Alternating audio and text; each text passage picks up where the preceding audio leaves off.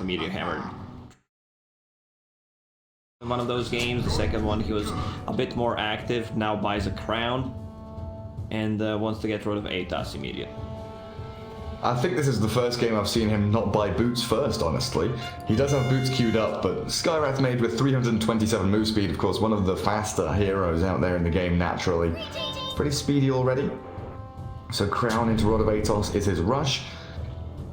No more quadruple null talismans on the Skywrath Mage position 4, sadly.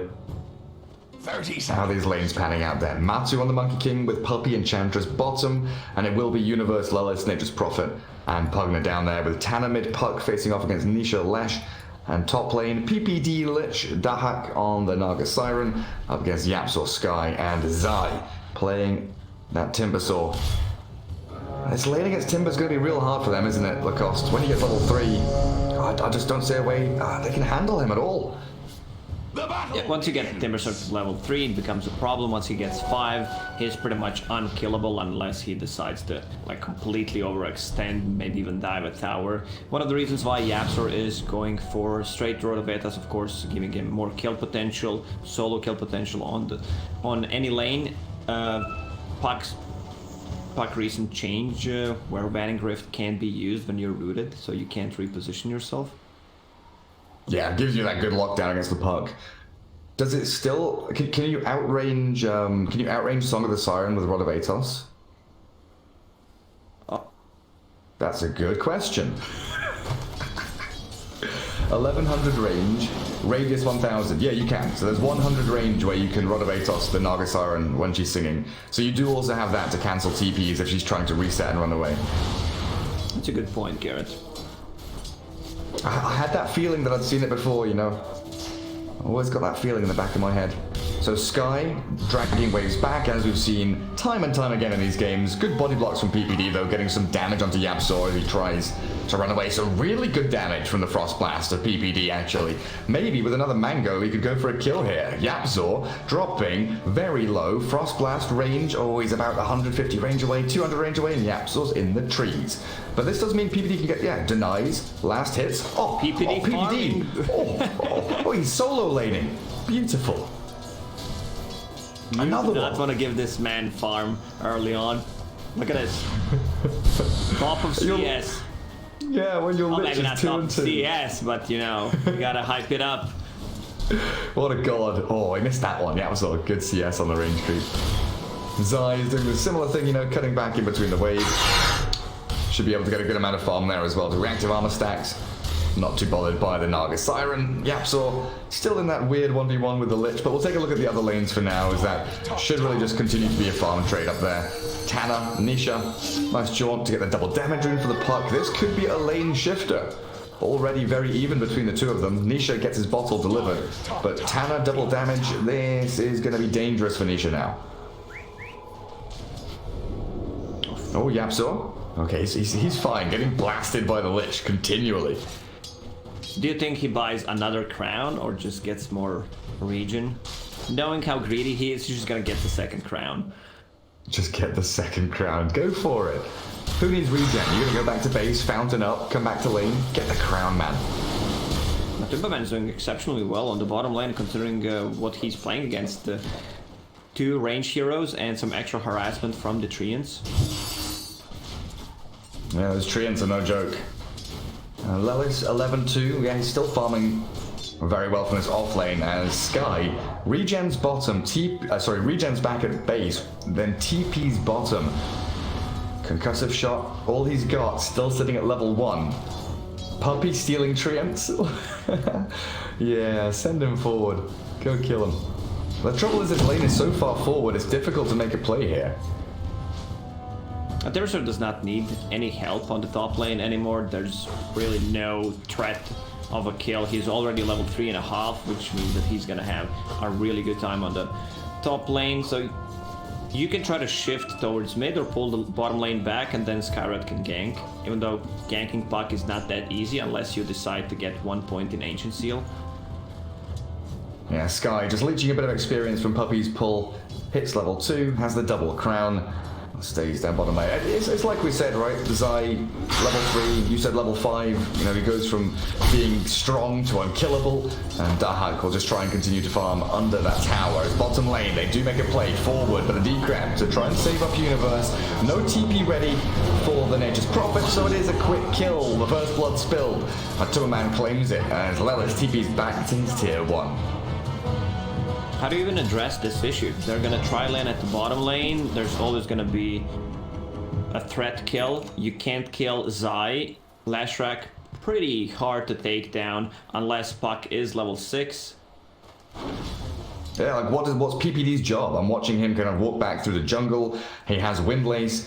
Maybe, yeah, exactly. He TP's bottom lane. He has to. You've got to come and make this tri-lane versus tri-lane happen. TP from Universe. It will come forward. Matuma not too bothered by it though. And Skywrath and Enchantress both in the vicinity here with a clap down onto Lelis. Good amount of damage. Boundless Strike will force him back as well. And with no real forms of regen here, you know, he's got... Okay, PPD. Nice. PPD gave him a self. Another clap. Matuma looking for the stacks. Bounty rune for Lelis, tries to battle Yapzor, but will follow the Monkey King. He's focusing down Uni, but another good decrep here from Lelis stops the Monkey King in his tracks. Real messy situation down here. Zai usually is the sacrificial offlaner for Team Secret, but right now he is on top of net worth. Will have a really easy game. If you get a pipe, like, you don't die this game. That's what we like to hear. PPD. Oh, that final hit from Puppy just about does the trick. Takes down the like Lich. To hear the sound of PPD dying? No, that's mean. PPD's a lovely lad. We like to hear the sound of people not dying. Puppy with the Harpy Stormcrafter. Lightning. Lightning. So damn strong on that 4-second cooldown. But Not as strong as before. Yeah, we talked about it yesterday where you... Dream Coil onto Lash. They do have the kill on Misha. Yeah, trying to pulse over his way out of this one, but Universe and PPD both converging on that mid lane, allowing Tanner to get that kill with the Dream Coil. Also Zai putting a lot of pressure on top tower, always playing around the siege creep timings. Dahak does kill off the Zai courier, nothing on it though, but you're absolutely right. Catspot comes in, Zai is able to tank the creep wave up. This is really what Timbersaw is so strong at. That's his main kind of prowess really, is the ability early on to take tier 1s just by tanking up underneath them. Nothing here they can do to stop it apart from potentially deny it, and Dahak, he won't get it there, but it will be the Catapult to snipe the final hit. Zai just wanted to be sure that there's no deny, it doesn't matter if he kills it or not, so he hits it one extra time. Really nice stacking there by Tanner. Both large camps stacked up by one illusory orb. Doesn't miss out anything mid lane as well. Comes back to claim up all of his CS. As a Song of the Siren was used top, Naga Siren TPing back to base because Matuma and Puppy both making a long rotation up there.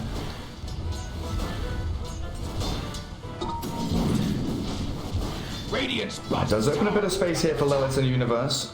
Arcane boots up on the Pugner. They can put a bit of pressure on the tier 1, or at least they would have been able to, until the level 7 Timbersaw comes into this lane and says, "Hello, level 5 Pugner. How you doing, buddy?"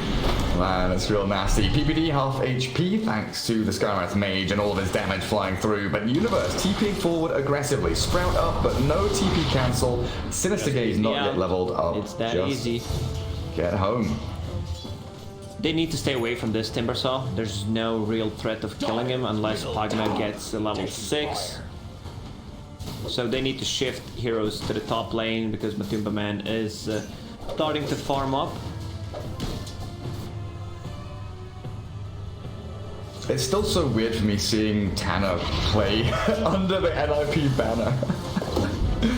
Oh my goodness. I remember this kid when he was going to UK lands and winning like $500 prize pools, first place. And now he's having the chance to win like 300k. What a god, man. Yeah, they're just 2 wins away from going to major. That's honestly, this is the dream. That's really sick. Esports, Dota 2, guys. living the life. Puppey gets farmed by Universe, and Tanner sprouted up, trying to sprint away, but 4 heroes protecting the Nugget in his triangle. And, you know, again, we come back to this talking point, right? The position 1, especially when it's one of these super hard agi carries, illusion carries that likes to farm jungle, we see these, you know, high echelon, top level teams play kind of in this rectangle when you're dire side. You farm the side camps, but you defend your mid tier 1 to stop access into the jungle. Yeah, and that does not mean anything for Team Secret, since everyone else is farming. Like Leshrac farming jungle, and the mid lane, top lane was pretty much free for Monkey King. Yapsor just pulling the creep wave and farming that, while Timbersaw is farming the bottom. They really know how to utilize the most out of the map. Yapsor has a Quelling Blade. We'll come back to that in a second, because Tanner is making a play onto Puppey. Drops him within an inch of his life. Still looking for the go here with another Illusory Orb, but Enchant, the sprites have come out basically. Oh, Matungman has lost his courier, sadly. Zai and Yapsor will take the outpost. Oh, that's very nice. Quelling Blade against Nature's Prophet to help yourself and help teammates against the Sprout. Exactly. I was gonna say, I used to be a massive fan of supports buying Quelling Blade when you could just kill observable wards, you know, just destroy them with one hit, especially melee supports as well. But you're right, it's for the Sprout. Get yourself out of that one. Universe is still sitting around waiting to TP after sniping that courier. And he'll move himself to go and get another courier. Oh my god, no way! Universe, you absolute bastard. This is rude. Absolutely rude. I would be baby raging too. My goodness gracious me. So Universe, that's his job apparently. Snipe couriers by 4 staff. Sprout up the Monkey King. And 10 minutes in, net worth wise, how are we looking? Lesh up at the top, Puck not too far behind. It's looking decent for NiP, even the way that the lanes went. We really were favoring Team Secret, but Ninjas in Pajamas have held themselves in this, even after losing top tier 1 very early on. And the Huck's still gonna farm with his illusions. Both lane and jungle also got one of the coolest items. One item you can get. Dream Core bottom. Let's try to make a play on Zai. That's a lot of spells and some pretty hefty cooldowns to do very little damage. Zai's still 600 HP, and honestly, he may have even been able to turn and fight and kill Universe there. He'll force them back. Yeah, he's 1v3. Absolutely monstrous, this Timbersaw now. Lelis, you've got to be so careful. Level 3 Timber Chain does a significant amount of damage if he jumps you. I still believe that he should not die this game. There's no Spirit Vessel, no one's building it, so you don't necessarily have to buy into nor Yule Scepter nor Lotus Orb. You can also buy all the tanky items after getting that hood, might upgrade it to Pipe, or even get the Guardian Greaves / Mech.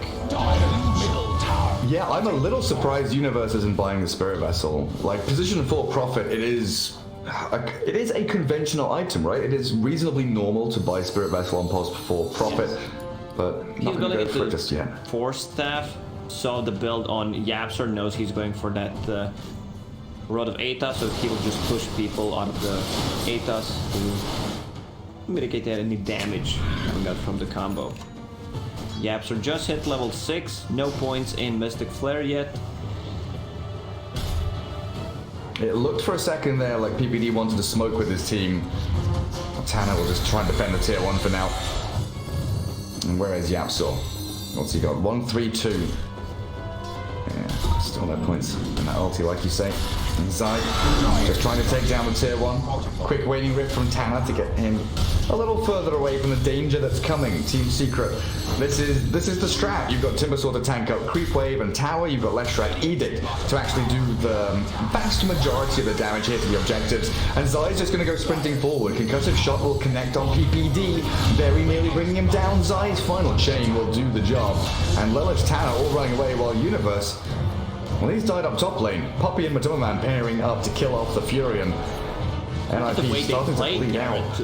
They got the kill, Zai instantly TP's bottom, still Yapsor stacking, farming the jungle. He wants to get that item for himself, and now Nisha is at the bottom lane. the Hawk has 1 point in Song of the Siren, just in case there's any threat coming next to him. Tanner just finished off his Blink Dagger, so that means that they should regen up his mana, smoke, and try to get a kill. Ideally, you want to kill either a Monkey King or Lash. It is go time. Like, Lash has been very quietly farming jungle, TPing from lane to lane, shoving them out, while also defending tier 1s, like you say, like Timbersaw immediately TP's bottom lane, defends tier 1. No one's really pushed mid tier 1 just yet from NiP, but with this blink on Puck, you want them to group up, you want them to start fighting as soon as possible, especially when Lich has the Chain Frost ready. Group up, try and make a pick off, and get that morale boost. You're starting to slip behind. You're not crumbling, you're not really bleeding out, but it's looking a little worrisome the way this game's going and the way that Team Secret are continuing to accelerate. Zai, probably not the target you want to go for, but tier 1 tower bottom is the easiest objective on the map. They'll just take it by Pagna using Nether Blast 6-7 times. Go on, Lellis, you can do it. I believe. Naga will drag wave away, so Scarlet and HT being down. Yapsaw in onto the Pugna, and Lellis is gone. Tower in deny range, so the only objective they get is going to be a deny here as Secret take it out. Wukon's command up towards top, PPD. Frost Blast in a gaze, but destroyed by Nisha as Leshrak comes up top. Tanner needs to draw away from there. 2 Secret cores looking for this tier 2 top lane with the help of Puppey. Should... excuse me? This what the Treants! That's free money for Puppey! Micro your Treants universe! He's gonna get jumped on as well. Oh goodness. Micro your hero universe. Oh, that's rough. It's almost a full Maelstrom for Monkey King. Net a minute ago was 2k, now it's 5k. Song? Yeah, they do reset with a song. They're spamming Nisha. They're spamming Nisha. Dreamcall's there with a decrypt. Chain Frost will not bounce. Boundless Strike to buy a bit of time. One shot is popped by Nisha. Doesn't have a Yule, so he will die. One big kill for NiP. Secret, can they come back in strong with a Timbersaw? Chakram will in death finish off the Pugna. And now the jaunt away. Tanner has a blink, gets himself to safety. NiP, they do get a 1-for-1 trade, but it's going to be PPD who's an additional sacrifice they have to give to the gods of Secret as a tier 2 now being oppressed by the Radiant team.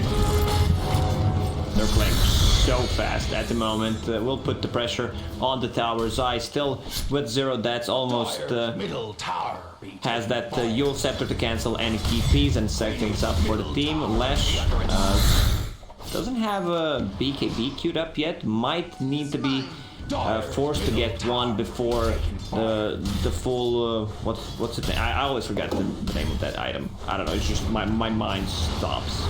Which item? Bloodstone. Yeah. The trash item. Man, Lellis. Decent items since they changed what you upgraded from Kaya. That is true. I hate it less than I did before. Yeah, I think it's way more viable now with the Kaya build. It feels so much nicer. Like Storm Spirit, Leshrak, who were already building Kaya just as a standalone item, as a stopgap item in between their big ones. Bloodstone does for sure feel better. NiP will not take any fights. They will just get a pick off until Naga Siren gets the Fusel Blade. This is where she wants to join a fight. I'm afraid it might be too late. Is Yapsaw skipping Atos and going straight Ags, by the way? Yes, he is. Like, he saw that 4-staff on Nature's Prophet. The game is developing that there's not much action happening, so he's not participating in fights. Once he gets that Aghanim Scepter, it's gonna be a different story. Also gets the Philosopher's Stone. You know, every tiny bit is coming together for Team Secret at the moment. There's a huge difference between position 4 or 5s on Secret and NiP.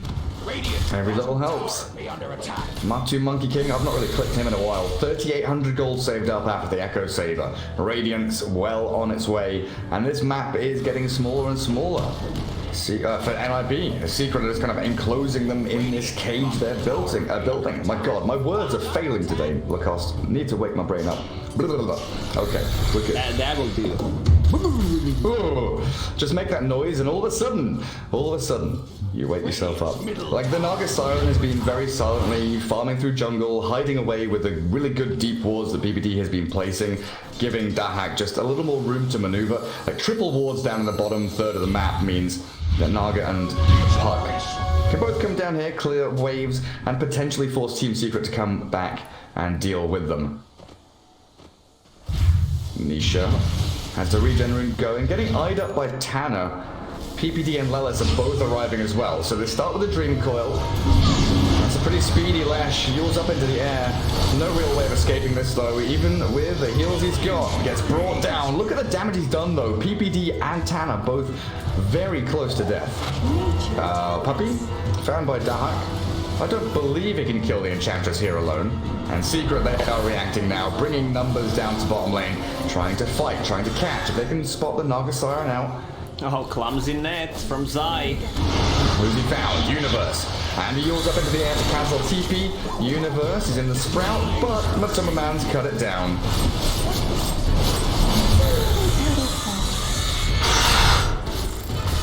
Poor puppy. Illusion's killing you. Feels bad, man. No, Dahak feels like he needs the song there. Does get the bounty rune. Get the rune. He didn't want to get chased. 3 out of 4. PPD is on a mission. He really is. All the way on the left hand of the map. Grab the DD rune as well, PPD. Now go farm jungle. Oh, Nisha's coming for you. Speedy Lash. Look at this. Yule's boot to travel very fast. 540 move speed. And stuns up PPD. Immediately blows him up. I can't believe Lash has 540 move speed without like phase or haste or like what? I mean, boost to travel Yule's plus the talent, man. Yeah, this is his natural item progression, so it's hard to catch. I'm not sure if it's going to be enough with the Bloodstone for him. If he gets Aegis here, he can go for Bloodstone, but I would love to see BKB that I mentioned because there is a ton of magical damage, or if they can put Timbersaw near him to pop that pipe, keep him alive a bit longer.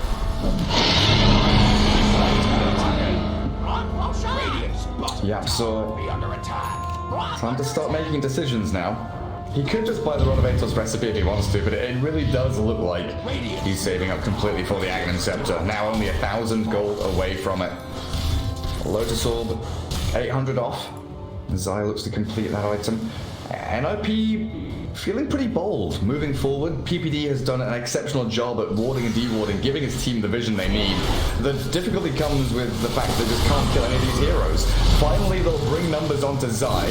He's got no mana left, so this Diffusal Blade's done work, but he's tanked up enough to deal with their nonsense. In comes Matuma Man with the Wukong's command, Boundless Strike into Mystic Flare, and a double kill for Matu while Zai survives. And this is the problem that NiP face. You brought 4 heroes bot to deal with one, and your Naga Siren's gonna get caught. Still have the song, no matter though, and down goes Dahak, a dominating streak for Zai. Secret have 5 heroes down south, and Tanner, well, he's just got to go and clear out some waves somewhere. Nothing he can do, can't join the fight.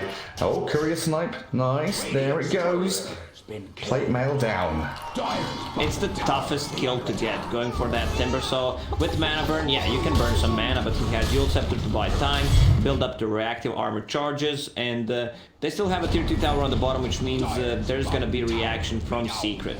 Also, I'm not doing this Nation's Prophet, no influence whatsoever besides those 2 career kills. Yeah, it's always rough, right? When you pick Nature's Prophet first phase, I'm pretty sure they wanted it to be a position 5 for... Oh shit, what?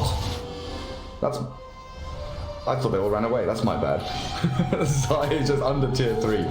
But yeah, when you pick it first pick, you think it's PPD, and then you think it's position 3, and then you shift it... Like, when you shift a hero twice in a draft, you know that it's going to have some struggles, right? Yeah, for sure. Matuma Man wants an Ethereal Blade after this Radiance. Try and blow some people up. Yapzor is casting Mystic Flare on creeps back in the jungle.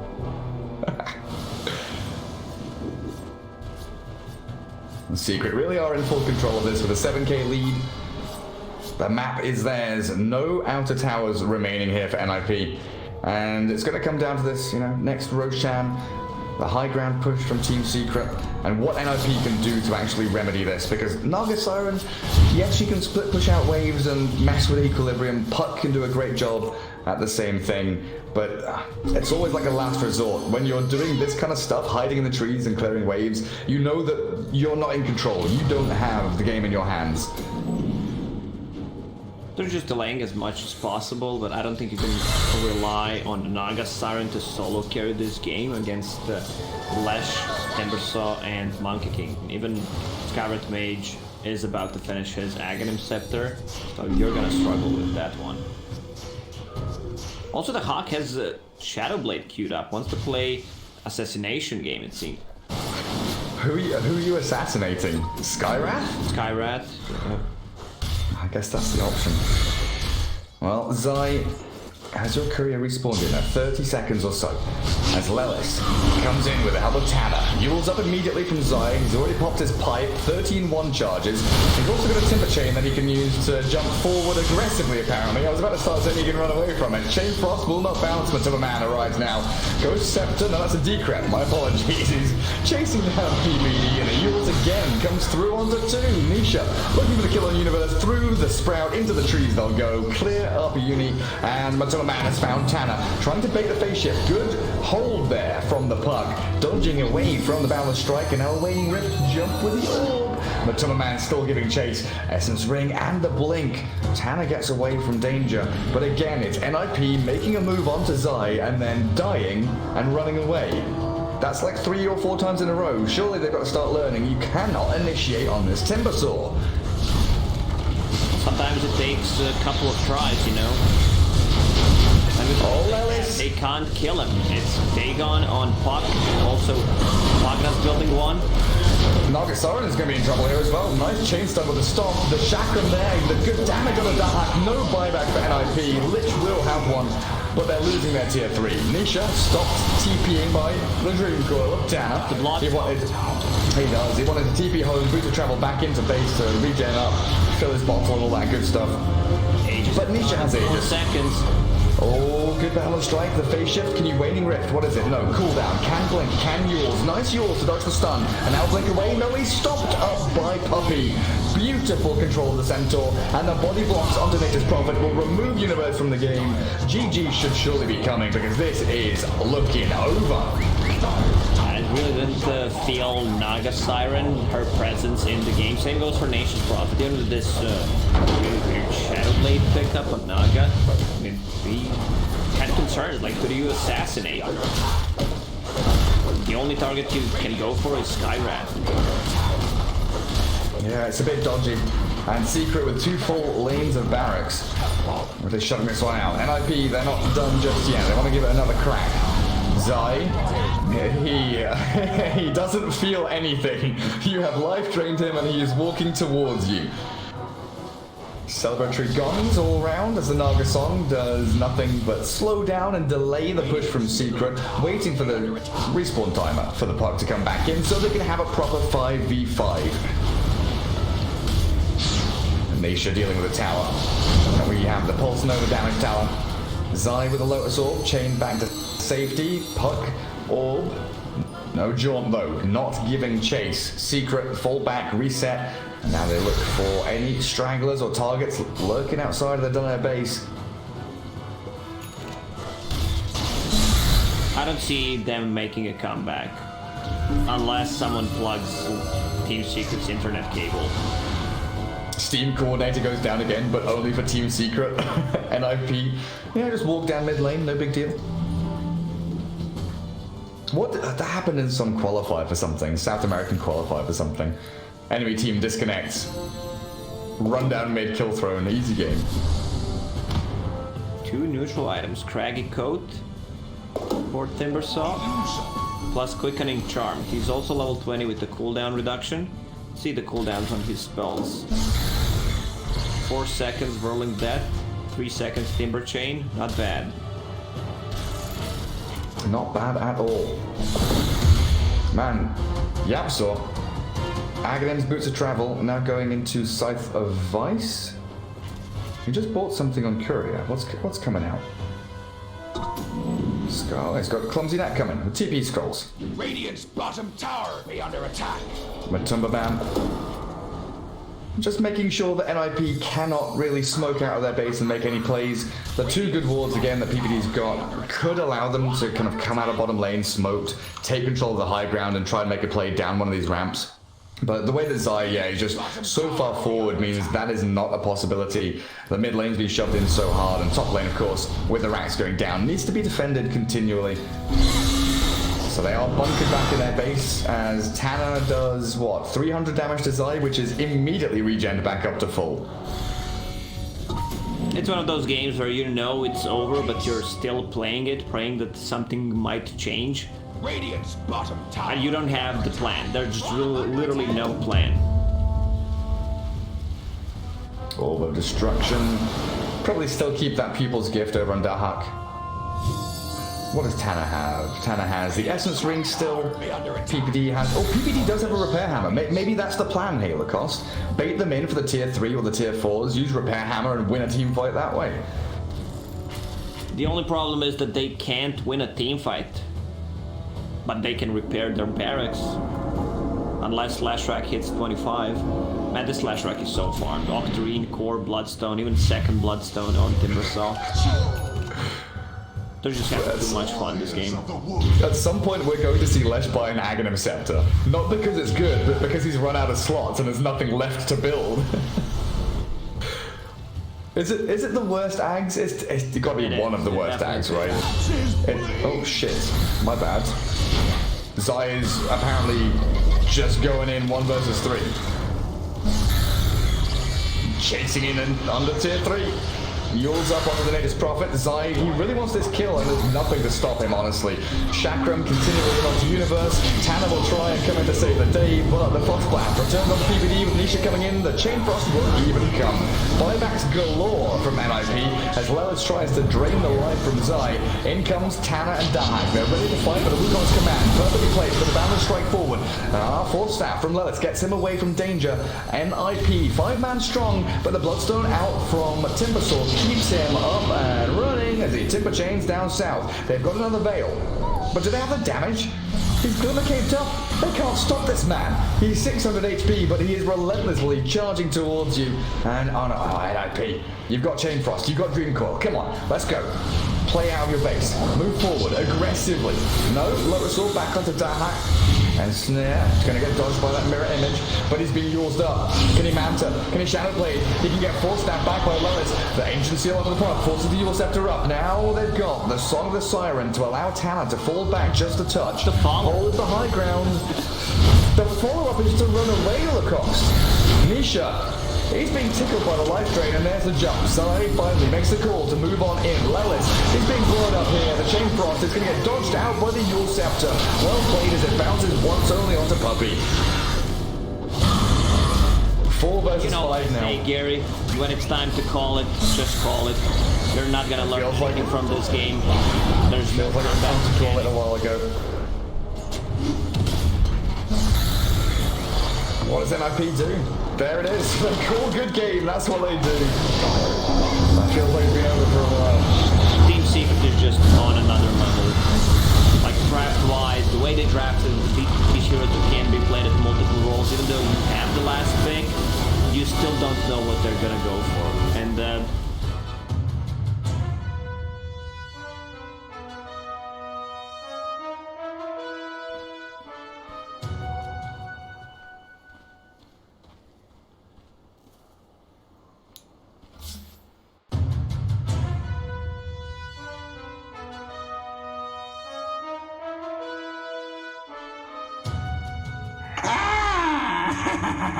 it's wholesome. The crybaby sound, I'm guessing, was not so wholesome. That's for the viewers. That's for you guys, Twitch chat.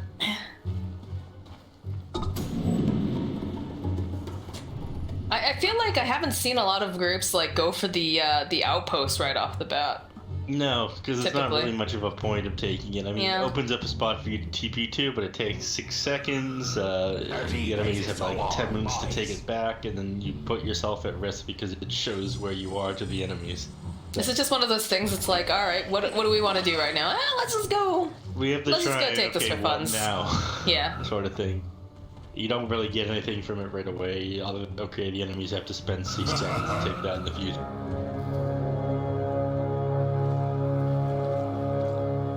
There's the horn. I don't think Hector's gonna be able to get this. I'll just get a little bit of harass off though. And it looks like these guys actually managed to get themselves 3 of these runes here. I think this is the first time we've seen this. Every other game yesterday, it's been 2-2. It was a lot of games yesterday. There were a lot of games yesterday, that's for sure. There'll be a lot of games today as well. We got 3 best of 1s and then 2 best of 2s? 2 best of 3s.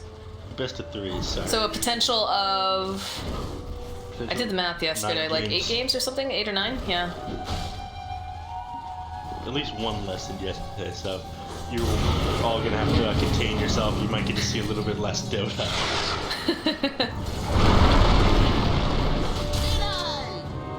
Gonna see some trading back and forth here in this bottom lane. I think Duster will have to be very careful about his positioning. Got the Tiny who's able to, you know, stun, throw back, and then Whisper can output quite a lot of damage once he gets a couple levels on him. Speaking of outputting damage, this Tiny is just giving it to Duster. Yep, he's just chasing him around. Let's talk lanes over here. Puck's at a disadvantage for CS at the moment. But it's definitely a better matchup, like we talked about before. Yeah. We don't want to have the timber. But Puck actually has a couple tools for getting out of the Razor static, like when he ref forward, he illusionary orb forward. Awful habit of mine to throw up that. You For years. Does have a couple things in his kit. I do like the way that Hika's actually making Stinger respond to him, and he's making a lot of space over here for Sexy Fat to be able to CS and get what he needs, because he's at 6 and 3 right now. So it doesn't have to worry about that harassment, because you know it is a Snapfire, and she can be very, very annoying in lane. Yeah. Bottom lane, Duster. This is looking like this is going to be our first blood. Schofield getting the kill on Duster. And things are going to get worse and worse as this lane goes along. I mean, the first level or 2, Bloodseeker can deal with Timbersaw, but once Saw starts to get a little bit more EXP, he's in place. Once you have 2 points of that reactive armor, it becomes a little bit too difficult to harass the Timbersaw. You need to sit under your right clicks. You can run. Oh, wow, okay. Looks like Murdoch got a kill in the mid lane. My bad, guys. T-Tors. A little surprised how that happened. It looks like some magic damage, but mostly he just right-clicked him down. 355 physical damage, 344 from the plasma field, but yeah, I think Puck probably used his illusionary orb to farm, and Razor just ran him down. He's going to be very careful about that in the future, obviously. I was expecting to see more action down here in this bottom lane, but it looks like, you know, they're keeping their distance. Duster trying not to get too close here. Look at the way Schofield's just running at RDO. Oh my gosh. No cares here. Timbersaw is level 3, but Tiny really doesn't need to more. More. Would you like to see him? I mean, he needs to be somewhere, and if he goes top, then they're at a disadvantage there because then Snapfire and Troll Warler. So yeah, he's a burden on his team. He's like a child. Wow, is that how you feel about children? Until they're able to work, yes. Wow, oh my goodness. At least that's how my friends saw me. I don't know about I mean, you worked on a farm. Oh, this might be a kill down here, Schofield. Look at that, walking away with about 15 hit points over here. Very, very close. Ooh, the blood right though? Can he sidestep it? Yes, he can. From that one, unfortunately, his health is quite low, and it only makes Bloodseeker more powerful by hanging. Yep, that 1 point in thirst. Unfortunately, it doesn't matter that much to a hero like Timbersaw how fast the Bloodseeker. Yeah, he learned to stop faster. a kill on Hector here in the top lane. Nice body blocks coming out from Sexy Fat. The trend of gold This is possibly going to be a dead Duster as Whisper's just chasing after him. He's got the Timber Chain. Yeah, that's a very dead Wyvern. It's like they're going to try to get the kill on the Courier at least. They've got it on the Whisper's Courier. And the 5-minute runes aren't coming up, so RDO in a position where he can snatch up the rune. But Whisper is having a great time down here. They don't have a great solution to him, as we discussed earlier. Yeah, Slaughter is okay against him, but again, I think they're just happy having Slaughter on the top of CS again. I definitely think you're at a disadvantage here, though. If you're getting more CS than the Slaughter on top with Troll Warlord, and you're playing the Timbersaw against the Bloodseeker. For now, Bloodseeker's not able to do Cookie Hop doesn't quite connect over here. Murdoch is just very, very fast. He does have the boots. In comes Duster. He's going to try to keep him alive. They've got that link up. Is Schofield actually going to fall here? He is! Although they do eventually manage to take down Murdoch. I don't think they're going to be able to find anything beyond that at this time, though. Although Chris Luck is here. He's poking around over at Duster. Don't think he quite has that damage yet. I got the damage. Hector? The boots. Oh, Hector!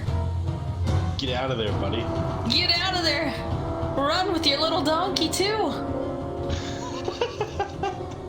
I feel like, what is this, Wizard of Oz, right? That says that?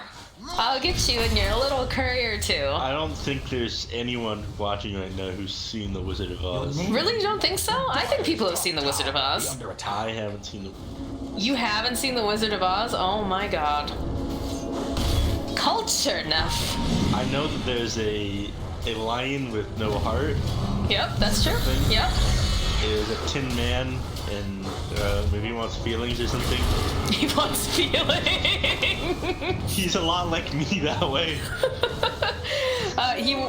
Tin Man wants a heart, Lion wants courage, Scarecrow wants a brain. And Dorothy just wants to go home. Schofield, oof, he's got to get away from this Razor. That tether has a really long reach, and this is looking like he's just dead.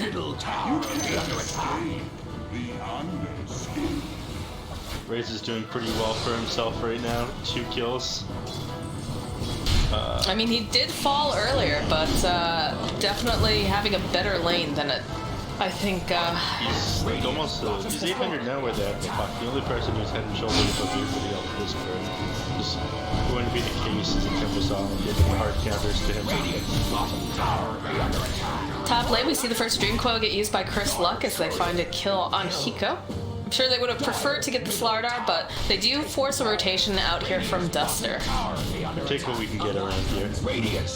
But I think down here it doesn't really matter, right? RDO's gonna struggle against Whisper. This guy is level 7, he's got Chakram, he's got 2 points of that Timber Chain, and full reactive armor, so he can just sit here and take this tower, easy peasy. That looks like the goal right now. Until they decide to commit a bunch of heroes down here to kill the Timbersaw, he just wants. They can stop him, sure. Go for that. Just TP's out though.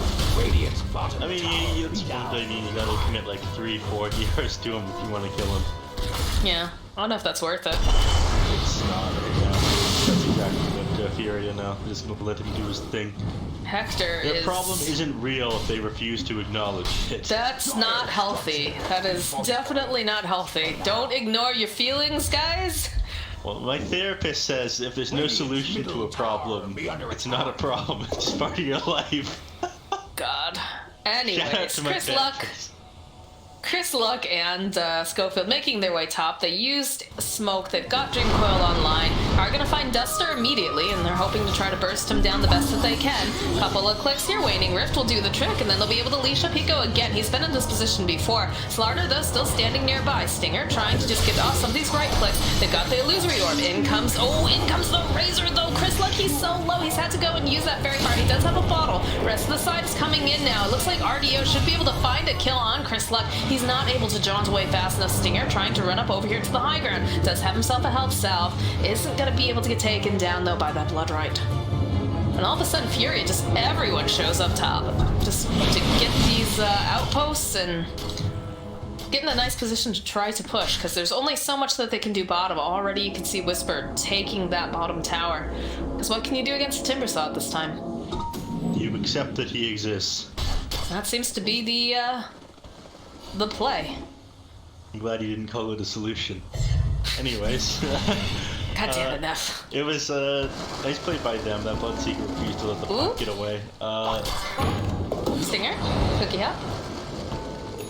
Everyone will go their separate ways. Tower be under attack.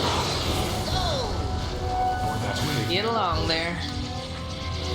I hear a Dream Coil, and I see a Razor holding onto a puck.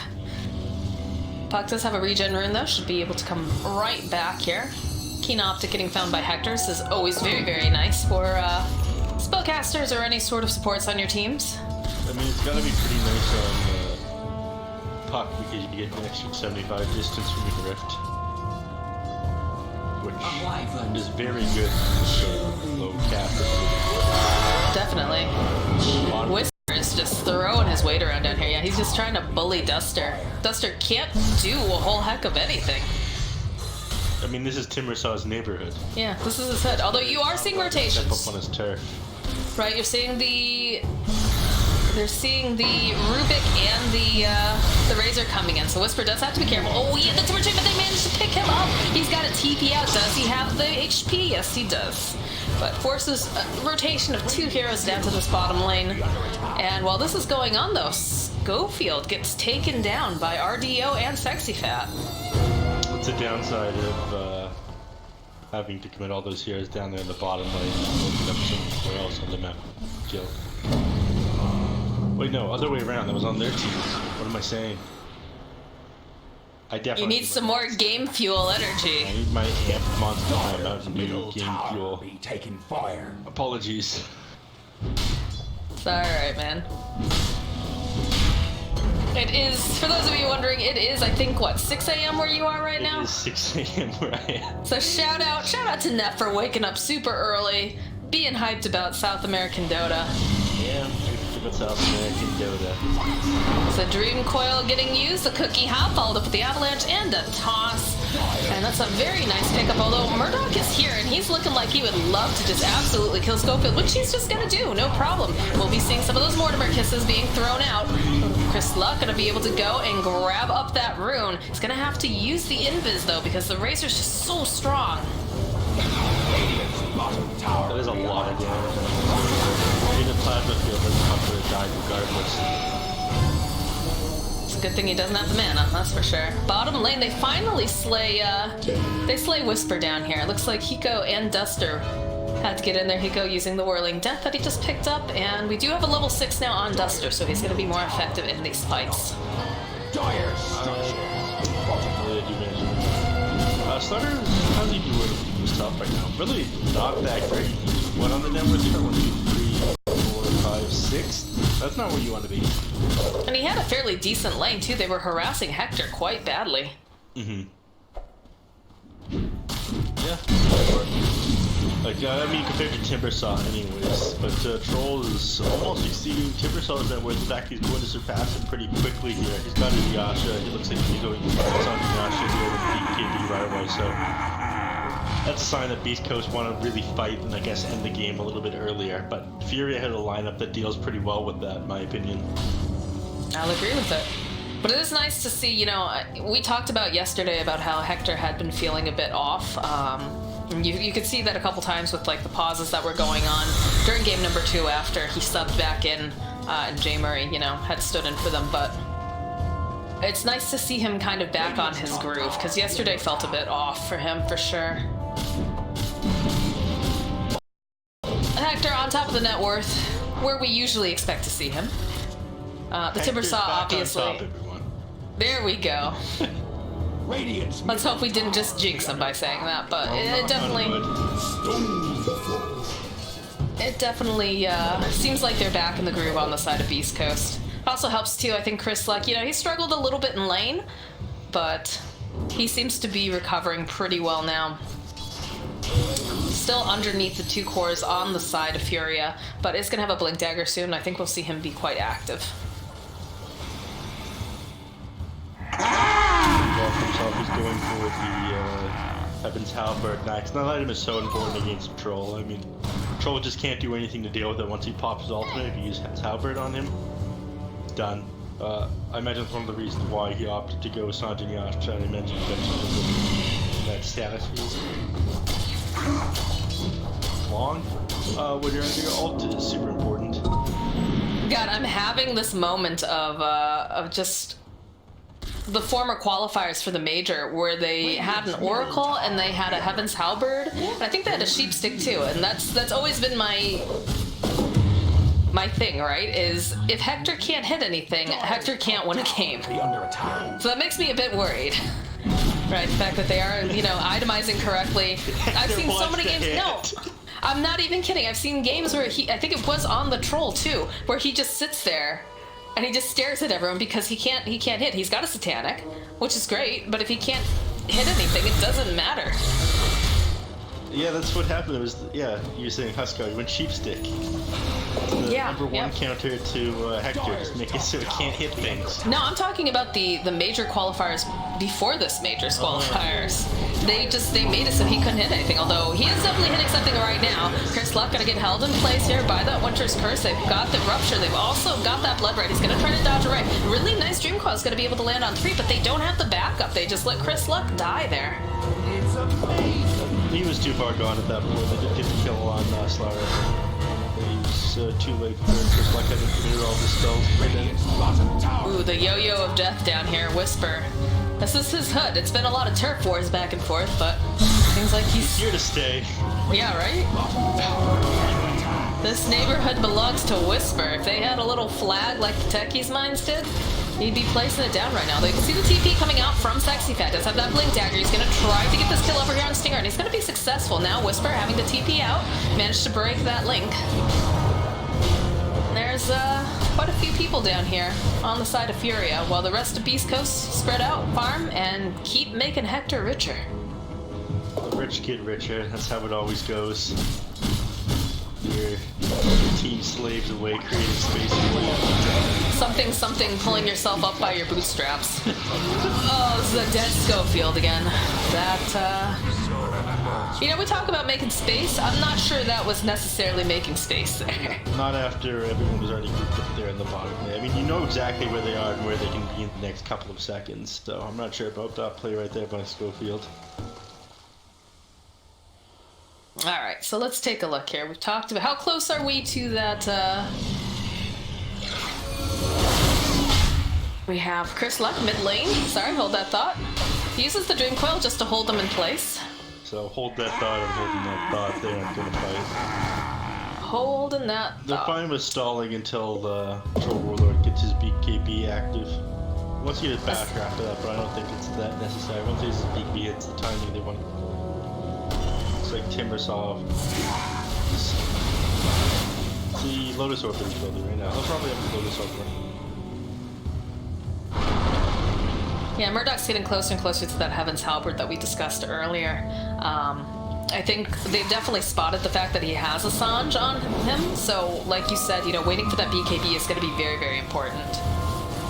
Get the initiation, you don't have to worry about just sitting there and looking at your hands like, well, I'd like to be a part of this, but... Wish I was good at video games. You look at your hands, you can't click the buttons that you want to click. You're wearing those metal murder mittens, right? Halberd is completed though now for the Razor, so if they wanted to get something, this is probably the time, and in fact they were already smoked up, so they're hoping maybe they can get a lucky pick here. Maybe they can kind of bait using the Slardar, although you can see Duster very far ahead. He's looking to probably drop that Winter's Curse on someone. Gonna fly up over the top. There's nobody over here in the triangle though. They're not gonna get lucky, although they do know... Oh, they found the Snapfire. So, might have to be content with getting a kill on the Cookie Grandma here, but I'm sure they were hoping to go find the Troll, considering they just finished up that Heaven's Halberd. Troll's not going to leave himself in a position to get caught out like that, fortunately, though. That's one thing I really like about Hector's farming patterns. He always plays fairly safe. It's very rare for him to get caught out, unless the entire enemy team goes way out of their way to catch him. And at that point, you can argue that it's not really worth it. Yeah, it does take quite a few people to gank Hector generally. It's interesting though, because like, you know, I've watched a lot of games with Beast Coast, obviously, because I do so much within the South American region, and everybody's always trying to find the solution to Hector. So you'll see a lot of aggressive tri-lanes coming out against him. Great, you know, they'll shut him down, but then they eventually have to shift their focus. And like you said, Hector, he doesn't put himself in any, you know, potentially horrible situations when he's going for farm. He farms fairly safe, makes sure to mirror the enemies, and then all of a sudden this dude just shows up, and he's got higher net worth than you would have imagined for someone in his position. Very quick. I mean, watch how we use his clone. Like, he's cut new trees and do everything just a little bit faster. Like a busy jungle. Reminiscent of what you used to see a couple years ago before they took the entire jungle around. Dota's going through a lot. I remember my favorite thing is like the AOE 2000 farming patterns and whatnot. I remember back in the day where, like, Black was, you know, on a very successful team, and you would see him on his anti-mage, and he'd be running away, but he would stop and farm each camp as he went. That was always a fun time to watch. I'm out of here, post-haste. Just let me hit these creeps. Schofield, oh, nice blink away. Hector now trying to run out. Oh, they hold him in place though with the Winter's Curse. Schofield staying back. Stinger as well. They do have the Mortimer Kisses. They want to try to use it. BKB is going to come out from Hector though. It is completed. He is just being ruptured though. He's going to try to fight his way through. Got the BKB again, but he just doesn't have anyone to hit properly. Over on the side, you are going to lose Stinger. There's not going to be any Mortimer Kisses. They take down Hector, and now Murdoch. He's looking. He's trying to get the kill onto Schofield. Over on the side, they've got the Lotus Run completed on Whisper. He needs some help though. The rest of his team, they really just can't get in there as I find the kill on Schofield, and this is looking like a dead Timber Saw too. Looks like maybe not the Whisper. He's a survivor. He's trying to run away. Chris Luck was trying to just help his buddy out. But you are going to lose 3 people on the side of Beast Coast with a really nice play coming out from Furia. Yeah, I mean, you have all of your timings, but Furia has theirs as well. You've got the BKB up on Troll, but you have the Heaven's Halberd on Razor. And that's a major thing coming out. I want to say, if the Snapfire is very close to the front of the team fight and she's not able to get Mortimer Kisses off from a very long distance, then you shouldn't be taking that fight. A, you're susceptible to Rubik stealing Mortimer Kisses and then throwing out an even more powerful version of it. Or B, she's just going to get disabled at the start. And you need that damage from Snapfire in order to win these fights right now. Do you think that Beast Coast needs to go on the offensive here? Because I feel like if they can get, you know, some sort of an initiation on their terms, things go a lot better. Is that something that they're even considering though right now? Yeah, I think they are, but again, you want to get a couple more items. You just finished the Lotus Orb on the Timber Saw, I think, after the fact. You want to get the Force Staff up on the Snapfire right now, and maybe one more items, one on the Tiny, one on the Puck or something. The Yules that Puck is building will help them a lot fight. I mean, they lack a little bit of disable. The way that if Bloodseeker just runs at them, they want to deal with like the Razor before they have to deal with Bloodseeker, so it helps stall them out with a lot. BKB completed now for RDO, and we did get a Blink Dagger picked up on Hiko now, so their positioning is going to be even better, and they're going to be able to stand and hold their ground. Look at this, Hiko already showing off that Blink Dagger. He's got the Avalanche that he just stole from Schofield, plus that Blood Red. He's silenced up. RDO chasing him down. 1, 2, and it's gonna go to Murdoch. Typical mid-player contribution. I feel some rage there, Nuff. I hate them. So they are going to go into this Roche Pit. Looks like they can't really do too much without the Tiny here. Chris Luck shoving out this bottom wave. Probably could stay a little bit longer if you wanted to try to put some additional pressure on that tier 2, but they are... I don't think they can get in this pit, right? I don't think so. Yeah. They can chuck Snapfire ultimate down from up on top of the high ground. They just weren't in position. Especially with Chris Luck has... behind the tier 2. Yeah. He's got the double damage. He wants that tower. Oh, he's got to get out of there fast, though, and I don't think he's going to be able to do it fast enough. Look how fast the starter is. Okay, actually drops the Dream Coil. I think that was a good call, but now they don't have it for any potential fights coming up here. It is down for only a minute, but it does feel like, you know, they're really keen on trying to get this mid tower very, very soon. Yeah, they're going to need that Dream Coil as soon as possible. Fury is taking the fight to them right here. Now the good news is they do have ways of pushing this wave out on the side of East Coast, right? You've got Chakram, you've got the Scatter Blast coming out from Snapfire, so you do have solutions to delay. I still believe that they really need to get the initiation first, but I'm afraid to do it when you consider that they do have an Aegis right now online on the side of Furia. So, Although RDO's really forward by himself. I think they just want to stall and avoid them. Bloodseeker is able to play very, very aggressive with the Aegis. However, I don't think he has the tools to bring him down twice as easy as cooldowns over the first time. That's a nice Winter's Curse. You can see Snapfire, though. Long distance shelling, as we've talked about before. They do manage to go and get a net off. BKB's coming out from after. He doesn't want to fight this. He knows that they're just too strong, although they go and they find a kill. So RDO now running forward, trying to just get as much damage off as possible before this Aegis expires, but it does get taken down. Murdoch standing nearby Stinger. Schofield trying their best. There's going to be a toss-up. Timber chain forward. Murdoch's still alive. Chris Luck is here. They managed to get the stun off, though. This is a big kill for them. They managed to take down Murdoch. Looks like RDO does manage to get out, and so does Slardar. That was a really impressive fight there by East Coast. I mean, they just ran circles around them. It looked like Razor was open focused on shutting down the troll. Because of that, he wasn't really attacking enemies. He was like tearing apart his team in the backline. So really well played by them. Yeah, no, they, it also forced out the BKB. I think it was the 8-second BKB Hector, but he kind of tunnel visioned, and the rest of the team, there was so much going on elsewhere that they weren't able to focus down one particular target, so the fight was very scattered. I mean, last fight, there was the troll take care of himself and just threw the cold embrace onto the target that he went onto. That fight, the Razor was so committed to the troll warlord, and troll just BKB, TP out, okay, I'm gone. Because the Razor's been trying to attack, background was already taken out. See in the mid lane, Puck was just jumped upon almost immediately by Sexy Fat and Hiko. Hiko stealing that waning rift. You have to be careful, right? They've got Blink Dagger, so you think that you're absolutely fine, but if you don't have the vision, if you don't see where they are, you can easily get deleted. It's a 350 max distance plus 155 plus 50, 375. From my quick math, it's like 775? 725, my bad. 725 distance winning rift on Rubik. That's like wild. Well, I mean, this is, I would say, one of the better heroes that I really enjoy. I like how Whisper's just walking around in circles getting his reactive armor up. I say that Hiko plays a really, really good Rubik. Again, I'm more of a fan of his Tusk, but Tusk really is not the flavor of the patch. So it makes sense that, we would be seeing him on something a little different, but he does play a fantastic Rubik, for sure. It's a real treat to watch, and I love that hero, and I love seeing him. Oh, I know you like that hero. That and Earth Spirit. That's his jelly, or his jam, sorry. Jam. When I'm at home jelly. by myself, I dress up as Rubik. That's weird. That's really weird.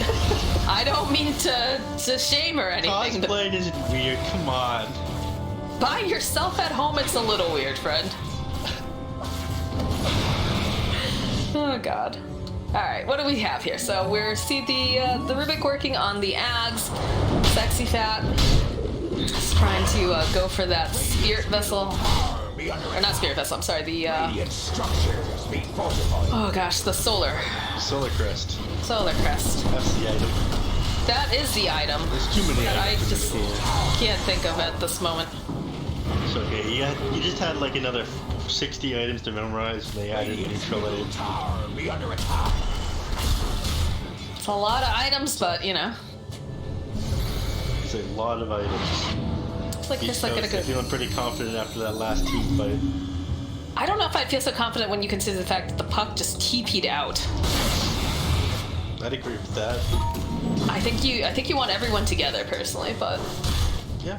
I mean, this is just how East Coast is like playing their map lately. They split people up. They force the enemies to react to them. look at the Slardar though. Yeah, immediately Chris Luck says nope. A whole lot of nope. Hides over into the corner. He's gonna TP out. I don't think Sexy Fat has any sort of vision, so Puck successfully gets away and goes right back down bottom. And I do like this. I do like the fact that they've got the boots of travel and the fact that they have taken over the outpost over here so he can rejoin the team. So that forces a lot of people top on the side of Furia. It's so bizarre. The Puck is using the Ocean Heart. We had him surfing. Radiant's middle tower. That is actually quite weird. I guess maybe he doesn't want anything else. He just wants the 5 all stats. He doesn't want the extra mana regen or health ability from the Essence Ring, the armor from the Dragon Scale. I can see why he doesn't want the Craigie Coat. Wait, sorry, yeah, I'm we looking are at it from the wrong side. We are stuck on only being able to see one side's items, huh? If anyone from wonder if Valve we- is watching this, please fix this. Yeah, even when you click on the, that's shot. butts. I was talking about Well, this, free game. along with the no armor applied from the Guardian. Yeah, I saw from the Guardian Greaves. That was double damage rune actually available here in the top rune spot. Like to see Hector maybe pick that up. Chris Luck though, using his bottle, will drop it and allow him to save it for later.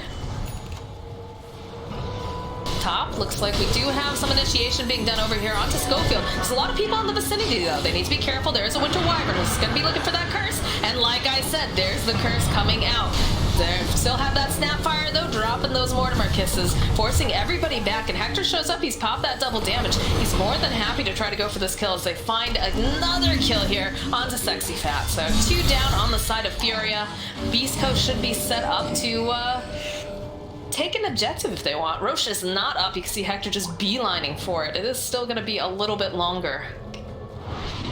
Chris Luck already TPing away to push out the wave mid. You can see they're getting into position over here for this top tower. I mean, that's just instinct. When you fight near Roche, you gotta take Roche. Makes sense, right? Unfortunately, just not up yet. Not yet, but I do like the mindset, right? The idea of, all right, let's go. We just want to fight, get in that pit, and then we can secure, going high ground in the next couple minutes. Yeah, not the, hey, we just want to fight, let's split up and farm mindset. Yeah, not super fond of that. Seeing that a couple times in this qualifier drives me a little nuts. But again, I am not a pro player. That is like my full-on disclaimer. I just get excited about the things happening, I'm an analyst, so I'm a pro player in my own mind. I feel like a lot of Dota players are a pro player in their own mind, to be quite fair. Alright, we do have the Van Brace picked up for the Puck now, so something a little bit different than that Ocean Heart. It looks like Timbersaw needs a moment. We do see a quick pause. Taking a look at this net worth. Hector, top of the net worth, 18k net worth, 17 on Whisper, and 15 on the Puck. So 3/4 of Beast Coast feeling pretty confident in their net worth right now.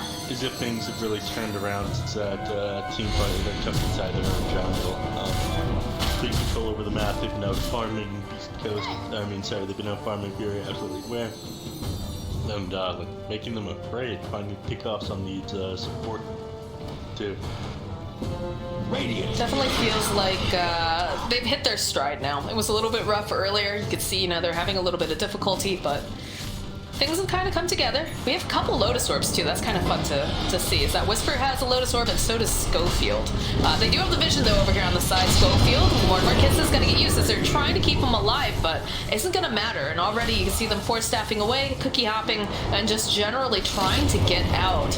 It's going to be the rupture. Oh, Whisper, that was a long-range rupture, and he's not even going to be able to get out. He's silenced, and they just slice him to ribbons. Nice finds for sure. Yeah, gosh. let's touch on Ouch. these Lotus Orbs. They have so many of them. Fury have so many single target spells, but I think more than anything else, want to have that Lotus Orb constantly active. Oh, Warlord?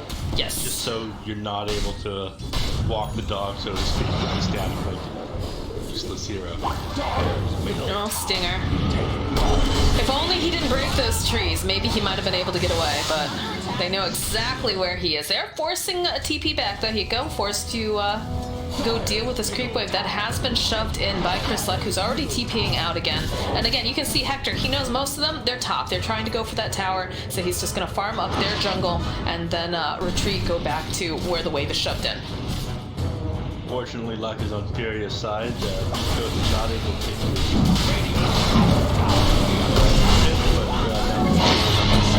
Bertrand is up, and they get the Aegis. I'm pretty happy about that, that's for sure. And they can spy out over here. There is a Troll Warlord who doesn't have the rest of the team. Good Lotus Orb coming out here from Schofield. Pico, he still really would love to be able to grab someone tossed back, but not going to be able to quite do it just now. Now looking up for a murder on Furia.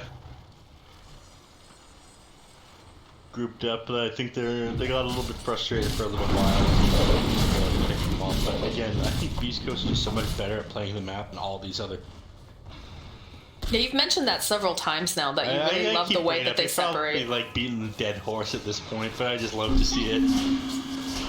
Well, it's interesting to see, you know, the difference between teams that have had the international experience, that have had the chance to play against teams like Liquid, Alliance, you know, these Team Secret especially, right? You can only learn from those experiences. And I feel a little bit bad, honestly, because, you know, they're the best teams. You're gonna get a little stomped sometimes, but,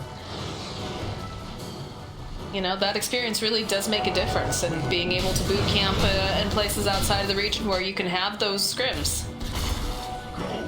It's gonna make it stronger. This yesterday is one of the reasons why NiP moved from North America to Europe. Their base of operations is over there. They set up scrims against all the best teams instead of stuck to deal with whatever you deal with. So yeah, oh, the jump forward. They want to just take Hiko out as fast as possible, and indeed they do. You force home some TPs as well. Very quick in and out. Goes fast and dirty. He was far forward. He's pretty far. No, he was in his base. He was in his base. That's not considered far forward, in my opinion. It's a classic pub mentality of, hey, why were you so far forward? I was in my base. Yeah. Classic. They got the skill, they forced some TPs back, so that is going to open up the map again for the side of Beast Coast. I'm looking much weird. Now Furia feels like they're a little bit on the back heel for now. About a 12k net worth lead going over to the side of Beast Coast. I wouldn't say that, you know, they're in super danger by any means, but they do have to play very carefully now. Thankfully, Beast Coast isn't able to take anything. Kill on people. Try it. There's the Lincolns, and I believe that was the Rupture that got used by RDO. So it's not the longest. Not long, coolest, yeah. Speaking of injuries to Pride, that's one of them. Don't worry, RDO. Everybody does it occasionally. You're fine. Now they know that he's a Lincoln. Yeah, and it's not like they lost the game off of it. However, I'm moderately concerned now for the side of Furia because we have an Abyssal Blade that just got picked up, and we have a Shiva's Guard that was picked up on the Timber Saw. They're getting some really good items here. It's going to be very difficult for them to deal with all this. Again, they're farming so much faster than they control a lot of the vision dark in the air. They have a ward over here on the third top. They had a ward over here just a second ago. Radiant's middle tower. They don't have vision in the play. Was that under... That might have caught that smoke. Ward in their base. They're trying to make some moves, though. You can see Sexy Fat swimming around. He's got that extra little burst of speed, and pretty much all of Beast Coast, they just go right back to their base. They say, yeah. That's not... Nobody's showing in lane. No one's showing in lane. We've got creeps hitting buildings. Something ain't Nice Duster. Now they're trying to bait out somebody on... Yeah, if you're Beast Coast, you don't... Or you at least get your own smoke and try to wrap around, I think, because look at these waves. They don't have a single wave pushed in right now. Maybe the middle a little bit, but that's easily remedied by Puck here. And you've got Cookie Grandma? the enemy base. Oh, Snapfire. Maybe not the best play there. Does have the spider legs. Cookie Hop.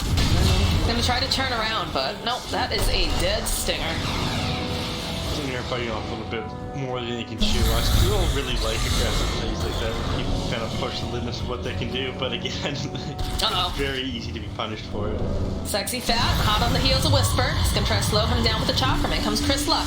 There's a lot of other people about to come in here though, so ooh, Chris Luck, is he gonna blink over into the, yes he is, there's gonna be the telekinetic blink coming out from Hiko. Rupture's gonna get used too. This is most likely going to be a dead Chris Luck because the rest of the team is not coming to bail him out. So that is a pretty, I don't even want to say it's a pick-off, it was just wrong place, wrong time. I don't know. Caught out, I guess, is a better phrase, yeah. Unfortunately, he doesn't have buyback either. I mean, you still have a Snapfire with a Scatter Blast, you've got a Timbersaw with a Chakram. It's still very hard for them to push in. I just want to say that it's the only Stinger with a buyback. A little slip-up cost them the game. The jump forward, though, coming out from Hector. There's going to be a nice Winter's Curse, though, holding him into place. Murdoch sitting in all of the Mortimer's Kisses, though. Has to be careful. Silence is going to get used. They're going to have to push back. They haven't used the BKB yet over onto Hector, and they're doing so much damage here. Whisper having to run himself away, though. It looks like they're actually going to be able to take him down, and he doesn't have the buyback. Rubik with the kisses. No, he does have kisses. He did. Well, he must have just switched over back to toss, then. Ninja. He is a ninja. Oh, Schofield, they've got the vision on you. He is going to get taken down. No buyback on Schofield either. And this is just what I was talking about. Little slip-ups like this, and suddenly he didn't plan to buyback. He didn't plan for them to push your base, and now they're what breaking them in. I don't think they realize they don't have buybacks here. They do realize now they're going for the tier 4. They're going for the fun, yeah. There's going to be the buyback coming up from Snapfire. But is that going to be enough? She doesn't have the Mortimer Kisses. You've got the vision on Hector over here. Oh my god! They just went down to 0 so quickly. It absolutely did. Have the repair kit. Go repair kit, but I don't think that's going to be enough, Hector. He's thinking about it though. He's trying to come back in. They've got a nice stream coil. He's got the BKB. They're going to go. They're going to eat the cheese over here. Are they going to be able to get the kill out of the Bloodseeker? Look at him go. Look at Hector just hit. And he still can't seem to finish him off. Oh my god, they've slain Hector. And they're going for more. They're gonna go, they're gonna take down Stinger, and I believe this best of one. Did you see what happened right there? They stole, Rubik stole the ultimate from Troll Warlord and had it used on the Bloodseeker to keep him alive there, otherwise he would have gone down. That was insane. That was absolutely insane. Hiko is definitely MVP of this match. What's alright? He went out of the game. Oh my god, Furia, that was crazy. Punishing Beast Coast for not holding onto those buybacks. Just when you thought the Beast Coast had turned it around and won the game, Furia bring it back. That was very, very impressive. Yeah, no, I was watching it and I was like, okay, look at Hector go. He's wailing away over on the... He just can't go down.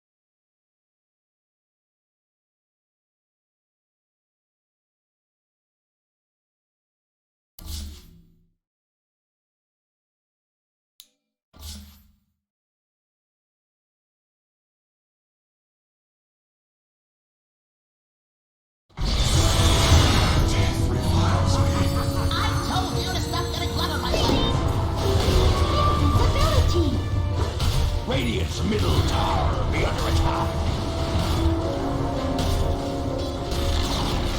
Radiant's middle tower has fallen. tolerate, but his team is bleeding kills constantly, and Nico Baby is closing in on his Diffusal Blade. About 1,000 gold left.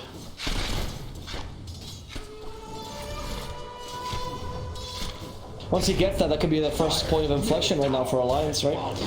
And then he could actually start fighting it better, because this was a good fight, but it was kind of fortuitous for them. And still correct there by the Pugna. He doesn't want to break the coil, doesn't want to break the coil. Well, he breaks it. The False Farm is still on limp though, so he's probably not going to die here. And Z-Freak could be in a lot of trouble. Purifying Flames to snipe. Who fought the special? Yeah, Z-Freak he's having a rough one. He has Boots of Travel somehow after all these deaths, but I don't feel like I'm feeling a lot of impact from this pug. His Blade Mail on Jesse is still kind of baffling. I'm not really sure what it's doing for him. All about it right now is just to... All they're trying to do right now is, I think, creating some space, probably. OGC, they're happy about this, but they want to make sure the troll is still farmed, and they don't want to get cocky. I think that's why the puck is playing the way he is, and I think that's why the Blade Mail choice. But I do find this Blade Mail to be a bit trying to see some. I just don't really understand what it does. This item is so bad. It's almost bad to buy it on Axe and Legion Commander. That's how bad the item is. Oh, I agree. I think Blade Mail is only a surprise item sometimes. That's it. Careful. Dara. Okay, they have taken the Aegis away. It's a good Yule Scepter there. 133 to run some damage. Just going further. Wants to get Z-Freak. A bit difficult. The silence stops the airship. So yeah, like, I agree with you. I would like the Crystals much more this month. Well, especially if you're going to go for Yules after the Blade. It's like, Blade Mail is a defensive item most of the time. And so is Yules. So, I don't know. I'm willing to be educated, but I just feel like it's not having the impact that you'd like out of your first big item. Yeah, it doesn't seem to be a core item at all. No Rubik caught out, but that's a really nice Aetherament. It's not going to be enough though, he's still going to be slice and dice there. I agree with your point. I find that you're looking for something much more impactful. That's why the Crystal build was so good on Thompson, right? Because it was actually really impactful for a 2100 item. Fantastic. I don't know, I'm honestly trying to see the point. I think it's good against Pugna, that's a good kill. Is it not good against the Pugna, I guess, in a Timbercrawl? Like, they have a lot of unpreventable damage, right? They do, but I don't know. I'm kind of down theory crafting. I don't understand it, so we'll see. If OGC wins, I'll just admit that it was the best item. Right, that's the best way. Just admit that you were wrong from the start. Shive, Blade Strike, and Nico Baby. Honestly, he's playing this really well. Baby's been on point for it. Having such a tough lane. He's almost matching at this point the Void Spirit, only 900 gold away. And yeah, the Troll's still surpassing him by a lot, but Nico Baby's recovering on the back of just kills. Alliance getting pickoffs left and right, and they're playing this correctly. Oh, what an Echo Slam! They don't even have time to do a follow-up because everyone just gets killed off by the Echo Slam alone. Madara is the next one to go down, or next target, sorry, as they go forward with the Chakram slugging down as well. They need the body block to get the fissure. Who needs a body block when you have the fissure ready? 3-3 just walks away. They're trying to taunt Madara further. Yeah, they know he can't control this, and they control him properly as Jesse walks into what could be his own death as well. Astral Step, there he goes, second Astral Step, they save him, just barely though. And Timbersaw wants to go further. The Aetherland stops him.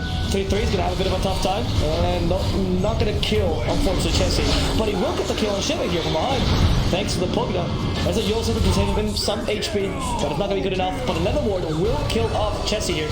Now Z-Freak, the target. He's one of the few people left alive here. There's only supports really left. Pex is hiding in the trees, and Jesse is hiding in a coffin. And all the while, Z-Freak is hiding in a coffin. That was a 4v5 plus 2 buyback, so a 4v7 that Alliance just won. I am baffled at how OGC is playing this right now. Like, they destroyed this Riki, and then they've kind of just been feeding kills solo in the side lanes. They haven't grouped up, they haven't tried to bring their troll to bear at all. This Leshrac has just died like 2 or 3 times by himself. Puck, of course, is kind of doing his job by keeping the lanes out, but he's also died a bunch by himself. 2 and 7 right now. There's like no coherence in what they're trying to do on the map, right? It seems like they lost the plot a bit. The pressure's kind of getting to them. Had a really good early game. They didn't want to lose it, but they didn't really take advantage of it too much. They just wanted to try to get really farmed so they could fight. And now I'm gonna see there's no bashers, so Madara's gonna get out. Well, we're seeing that Madara is actually starting to die often, and Nico Baby is dealing much more damage to begin with. It doesn't even matter if the farm. Honestly, I also want to remark that Limp has had a fantastic performance. So has Hanskin. Limp and Hanskin alone, honestly, they have been playing fantastic this mid. Limp has picked up a Dagon. He's just going for the max burst build, and why not cut through the This is the Void best Spirit? build. Shit is pretending to be a...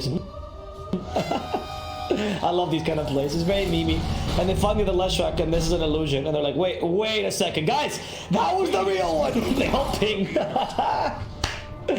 These kind of plays. I mean, it's not going to win you the game. It's not even that great of a play, but it's hilarious for sure. It's memes, man, and that's what's important. Yes, really. I mean, if you're an OG, I think there's a quota of memes you gotta do every match, right? 100%. Yeah, where's all the voice lines? Where's the tipping right now? I am very disappointed with how respectful OGs. I really was expecting much more BM from them. But honestly, I think there's a lot of pressure here. You know that this is your chance to get into this next DPC. I think it's much more so for Alliance, but OGC can feel it as well. And Alliance getting back here is not helping them at all. Z-Freak cancelled by the rookie.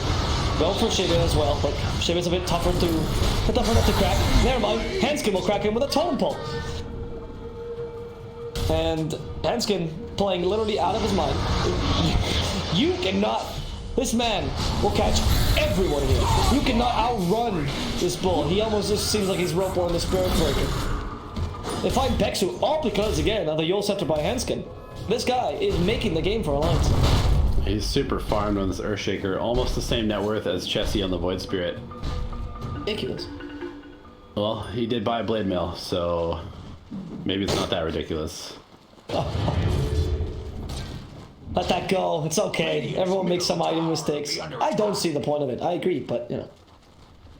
Chessie. I think Chessie's the one that's in trouble now. That smokescreen's also so good against a lot of the members of OGC. I mean, Puck, of course, but wait, Trinko, broken. This is when you know. This is when you know that you're the alpha man. When you can break the Drinko, no problem. Yeah, he's got the halberd as well, totally countering the troll. Yeah. With the extra regen being super useful as well.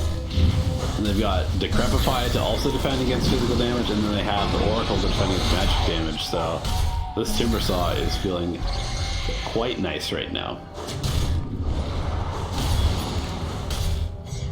Radiant's bottom barracks. Take this Rax now, little by little. Another blast continues. Death's bounty. Not enough yet. Alliance is, they know they have to take this slow, or not slow, but they know they can't rush this because, of course, a mistake could lead to what OGC has been doing for the past couple minutes. While they're losing the game. Well, there's a Battle Fury on Ricky, so he will continue to accelerate his farm now, and since he has the whole map to farm, unlike Madara, shouldn't be long before Ricky is actually out farming a Battle Fury troll, despite that troll having the Battle Fury about 10 minutes before Ricky got his. And Ricky had one of the worst early games possible. Doesn't matter, it seems like, as long as you can win that mid game. Madara, you are being taunted. 3-3 does not care if you hit him. There's a Paladin Sword on Madara, which is actually a really good... Oh no, never mind. Just more masked. I'm for Paladin Sword yet. Very excited. What is OG planning? They had a smoke here, but I don't know what the point of the smoke was. Yeah, I'm not really sure if they know what they're doing right now. OG is... They're just clumped up in the mid lane. Nobody's pushing the side lanes. They have this Boots of Travel Puck, but he's jungling. Yeah. It seems like they really want to make a play. They don't want to lose control of this Rocha area because it is coming back up here in about 50 seconds, but... Where's your initiation? You have no blink on the Puck. Jesse finds the Ricky. This could be a really good kill under a sentry, but look how he seems to just want to fight. There's the blame mail, touching with the damage from behind Shibit. Goodbye, Shiva. Says Limp as they're chasing afterwards. Pexu, you stole my chakram, now you die, apparently. The cap is ready. There's no Dagon, but damage for the rest of the team should be good. Oh, and now they catch a troll. They silence him so he can't use his ultimate. They force the BKB from Madara, and they can actually fight this now thanks to Madara being ready. Trinkle is used as well, but here's the Echo Slam resetting the team fight. Stopping Shiva a second time. That's a damage for him. That Battle Trance cannot be used because he's still silenced, and Jesse just runs up to 5 heroes. To play with them? To die? Jesse, why? What was that play? What is happening to OG Seed right now? They're just falling apart. Pressure's getting to them, and Alliance is really just a better team. I mean, we expected this to be Alliance favored going into the series, but this is like two completely different tiers of teams that we're watching right now. Dire structures be fortified. I agree. I agree. We're seeing Alliance being able to handle that pressure of potentially not making it to the minors much easier. Pexu gonna go down. Z-Freak, I cannot even speak this quick. Man, very fast. Stop dying like this, OG Seed. I am so sorry to see them because the first game you got Huskard, but they played so much better than this. It was unfortunate they got Huskard, but they played better. And this game, it just seemed like they just couldn't. You're right. There's not the OG Seed we're used to. Yeah, I think they're just kind of lacking a game plan, a really coherent game plan this time, because, like I said, their early game went pretty well, but then just nothing happened from it. Yeah, they needed someone to be a very... I think you can also see the difference in terms of captaining, right? Fata being turning against the best captains, being super experienced. He's a decisive, he's a strong captain. Alliance always has that plan. Sometimes that's what you're lacking. Oh, another kill, I think, for Chess. See, that heal sector. Defensive. And they're actually going to go for Limp. They might even get a kill on Limp. There's the BKB. Shiva in trouble, though. Just need one more hit. Pexu. Help him out there. 3-3. Doesn't care if he's stunned. They finally start another ward as well. And Limp. The Glimmer came himself to save himself. That's not good enough. Never mind, it was all a bait for Madara. It was all a bait for Madara. They catch a troll. It was very tasty. Hunskin's even surviving this. Limp continues. Ends that false promise. There's no Dagon right now, so they can't burst down the light strike, but it doesn't seem to matter.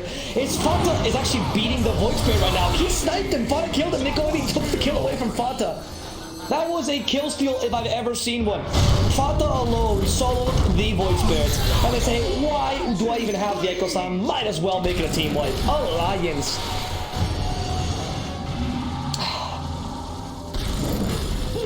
Ouch. I mean, I'm out of words. Yeah. I don't like seeing a team be in this position because I feel really bad for them. I know that they probably feel bad as well. So, this is not what this team does. This is not their level. They can play much better. It's been unfortunate.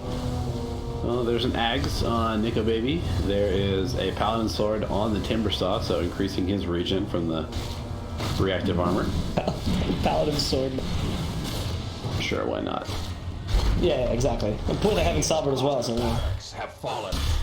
Radiance bottom. Almost done with his Dagon 5. So much burst damage. No BKB on Jibbe means he is getting melted. Please. Look, Madara has got out of the back lines again. There's a simulate, okay? Madara doesn't have the battle transfer. Oh, that's not the battle transfer when he comes back. So he can fight against Limp. He has the BKB. Madara is trying to go ham, but Limp decrypts. Oh, There's a blink on Fada. They're just playing around with Madara right now. And Hansen comes in, controls him. Hey, sit down, troll. As Fata proceeds to snipe him yet again. Meanwhile, Ricky, Nico Baby, is actually dealing with the rest of the team. So it's a 4 versus 1 on Nico Baby's side, and he's winning. Pex is the next target. Another snipe by Fata. At this point, the only goal Alliance has is to get that godlike streak on Fata again. Come on, They're give it to definitely Fata. looking for it, 100%. They're looking for it. He's out of mana, unfortunately. There we go. Yes! Triple Wicked kill. Sick. Triple kill. Can we get a rampage? Unfortunately not. GG, well played by OG Seed. Alliance, honestly, they're looking back to full form with these two games. They played actually really well, despite OG Seed's shortcomings. So, I'm looking forward to them. Radiant team back.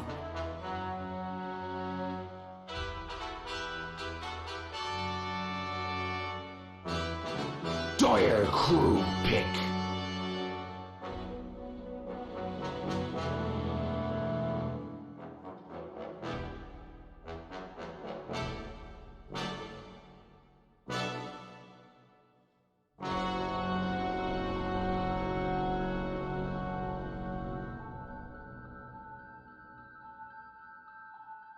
10 seconds remain. Radiant crew pick.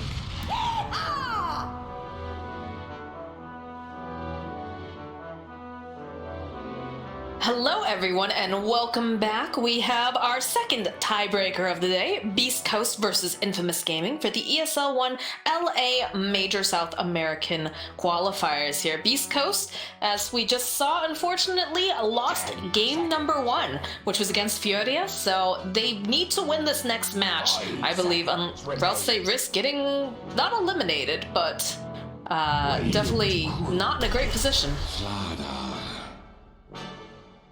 Yeah, and that's where they're going if they lose this game. And they did learn their lesson, though. There's not going to be a Robo-Z Void Spirit. That guy went off yesterday. He was so good. But they do let the Snapfire through, and I believe that is Pepita who plays the Snapfire, so do have to be careful about that. They had Snapfire their last game, actually, on the side of Beast Coast. I believe Stinger was playing it, and found limited success with it, unfortunately. 10 seconds remain. Didn't do that amazing. What was amazing was Kiko's performance on the Rubik, and it looks like Beast Coast want to try their hand at that one. Quick pick up of Rubik after they see the Snapfire, and we did see steal some of Snapfire spells and use them to great effect last game. I think we saw the Cookie taken a couple times, but generally there were bigger fish to steal from. Yeah, and Slardar, I think they probably thought that they played that pretty well last game, decided to pick that up themselves this game. Pretty solid off lane, great stun, AoE disable, and does pretty good against them, of course, right now, which again are all the popular one. I think also it's important to note too, the last time that we saw, I think again it was Pepita playing the Snapfire, it wasn't that effective. Definitely, you know, it has a really great kit, but I think still felt a little bit clunky coming out from the side of Infamous. So hopefully, you know, they'll be able to get in better positioning this time around and make the most of this hero. But it's a very hit or miss, it seems. Either it absolutely dominates, or it seems like teams kind of struggle to use the hero to its maximum potential. Yeah. I think that, people are still figuring that one out, like Void Spirit, which Infamous should they get a real match over in their last series against Beast Coast, but obviously Beast Coast weren't willing to let them have that. Very first ban they had was Void Spirit, so I think that one's still fresh in their mind. Dude, I'm scared of Robo-Z's Void Spirit. That guy was terrifying. He had such a good mastery over it. My therapist says that Robo-Z Void Spirit isn't real and he can't hurt me. I'm not sure that he isn't real, but I don't think he'd hurt you. I see. I don't know the guy personally, but I doubt that he would be looking for a fight with you there now. Except maybe in mid. Maybe if you challenge him to a 1v1 mid. I see. I'll avoid doing that then. Yeah, I think that's a good idea. I've seen your mid. How? Subtle flames. Oh, Toxie's showing up. Sorry, guys. But we do have the Morphling picked up for the side of Infamous Gaming. That is, of course, one of Tomato's favorite heroes to play. So we'll probably see a great performance out of him as long as the laning phase goes well. And they actually took a game off of Beast Coast using the Morphling before as well, so... Morphling was used to pretty great effect as well. It wasn't just the Void Spirit that dominated. 8-0 or something like that by the end of the game. Well, it was enabled pretty hard too. You have to keep in mind, I believe Sladine was playing the Enchantress, and he got so many kills on Hector. That was, and you can see that's banned out. Hector says, absolutely not, I'm not dealing with that again. Yeah, a lot of people have agreed that Enchantress is one of the strongest supports right now, or even like cores in the offlane. The amount of damage that it does with the impetus, that being part of her base kit instead of an ultimate now was insane. Yeah, and I mean, you do have to be careful in the way that you play it, right? Because, you know, she doesn't have the Untouchable anymore. That's more of the, what is it, her ultimate now. Just watch out that, you know, if you're going to be in a lane that has a high kill potential, that you are taking the sprites a bit earlier. But the amount of harass from just one Q is absolutely insane early on. So. Disruptor. Okay, Stinger Disruptor. I like it. Never a bad thing. Pretty good against Morphling. Yeah, one of the more solid support heroes this patch. Again, very good position 5 due to his not really need items to. Very good regardless. I think PETA might be playing the Elder Titan now. Also a solid hero. I like seeing what some Elder Titans are able to do with how they work around their astral spirits and whatnot. It was a really popular hero for a while, back when fights around Roche Pit were a bit more common. Right now, I think people take control of the map before they do fighting around the Roche Pit, at least more than they used to. Before Generally. you would see that little Roche Pit dance between two teams. It was What a dance. what a dance. What a dance. The dance of the Dota people.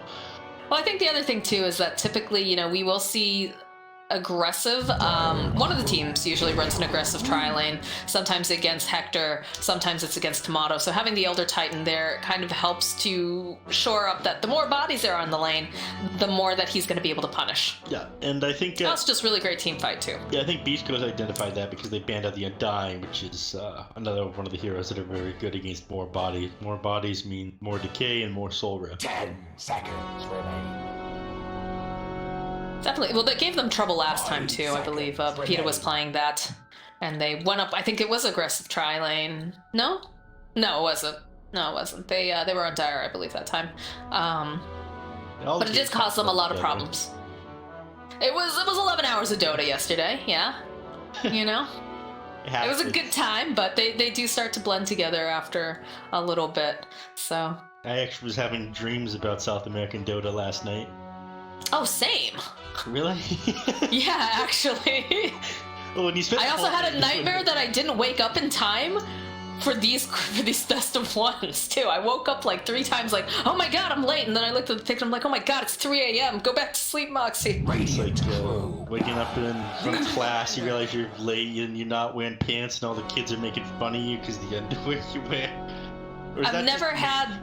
That's just you. I've never had that dream. I've had the dream, though, where, like, I'm at my locker, and for whatever reason, I can't get all my stuff into my backpack fast enough to get to class, and I'm late, like, in the panic. I still have that. It's been years since I've been, you know, high school or had to use a locker. I use a locker at work. Oh, well, I use a locker at the gym, but I'm not pressured for time to get to class, so, I mean... But we do get the Legion Commander. That's a great pickup in dealing with the Disruptor, being able to purge off his Q. It's also kind of gives you a nice tanky frontliner, and you're looking for lockdown. Yeah, it's really good at getting on top of the Lina and killing him. Anything that gets on top of, like, anything that naturally builds things to jump on top of a Lina and kill it is very, very good. Especially if that Lina is a core, which I imagine it will be, considering you have Rubik and Disruptor on your team. Seconds remain. Well, it also just it dissuades you from picking up a Phantom Lancer too, right? Because of the overwhelming odds. The overwhelming odds, in fact, that it's very good at like lightning bait. Spirit Land, it just gives you another low damage target that procs another courage. Right. So. No Kunkka. I know RoboZ plays quite a bit of that. What would you like to see? What's very active that we could put on the side of Infamous for RoboZ here? Templar Assassin. You cannot. Templar Assassin has been banned. Oh, that's true. Templar Assassin has been banned by their own team, no less. By their own team, yeah. So what would be a good non-Templar assassin? A good non-Templar assassin. Well, we're about to find out.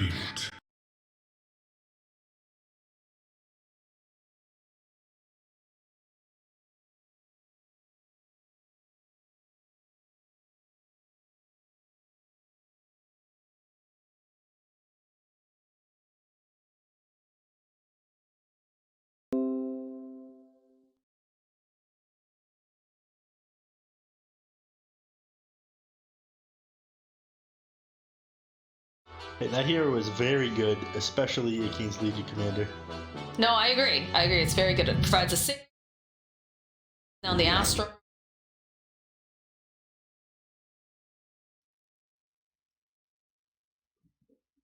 Probando.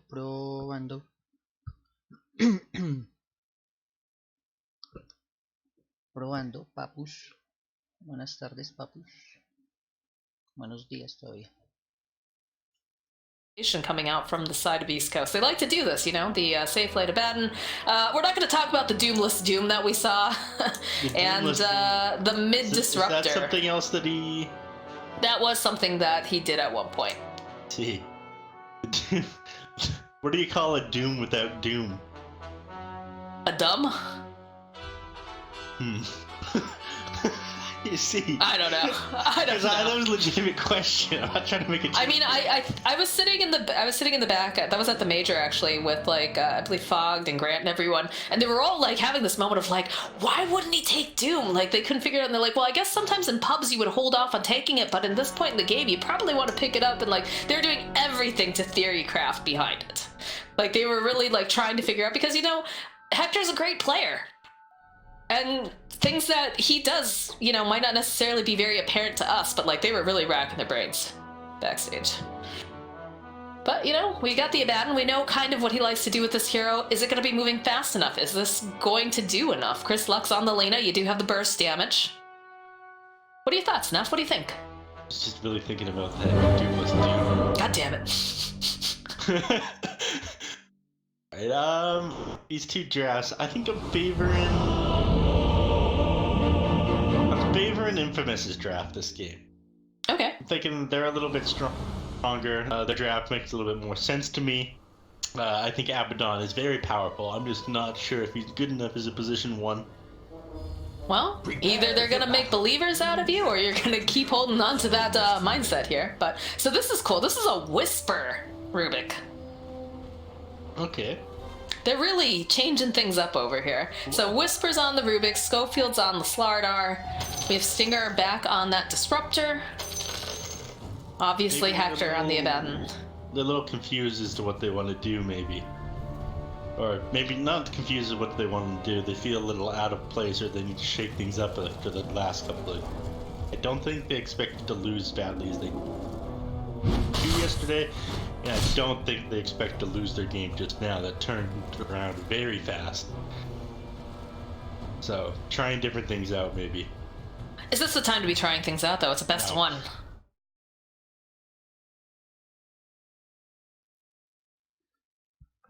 Bueno, de nuevo, papus. Buenas tardes. Voy a ver si empiezo. Outpost. I want... Not they can do. Un poquitico esto. That's good. That's how you broaden your horizon. Esto que ya no hablen más ellos. Y ya va a empezar la partida entre Discos e Infamous. Ok. Eso sí me perdonarán un poquito. The battle Mi begins. inglés no está bueno, pero trataré de comentar lo que pueda. Espero que estén ustedes contentos. Bienvenidos a las 7 personas que nos están viendo en este momento. No se olviden suscribirse a la página. Entonces, por el lado de Viscos tenemos a Rubik, tenemos a Abo, Destructor, Slanda y Lina. Tenemos al Kabula con Abaddon. E Infamous está con Snapfire, Ember Spirit, está Elder Titan, está Mortal y Dalí.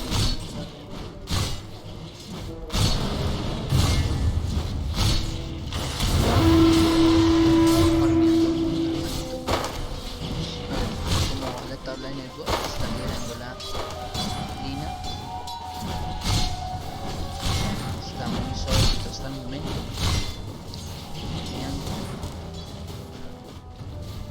En la mitad el Ember se está enfrentando a la Lina de Presto.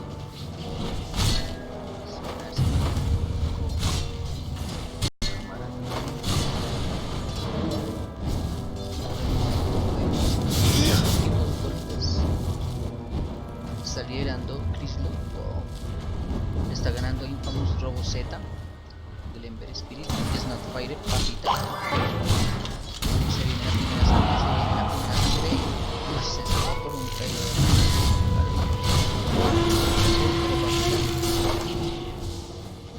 Estamos armando normal. Vamos a ver en la línea de top. Estamos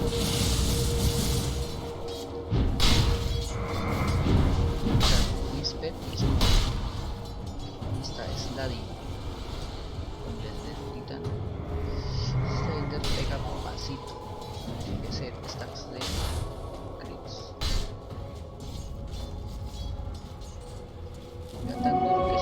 mighty rune of haste. Acá, K1. Bueno, no sé, a mí no me convence mucho el carrera. Pues lo jugar, lo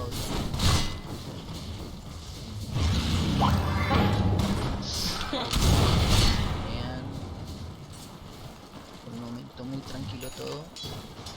Las Snapfire que ha ido muy bien, han escogido mucho, igual que el Spirit les ha ido muy bien en este campeonato, a pesar de que son héroes que hasta ahora los aceptaron en modo capitán. Si quieren mandar sus saludos, yo acá estoy recibiendo, no hay problema. Y en el momento, pues, gracias a las 10,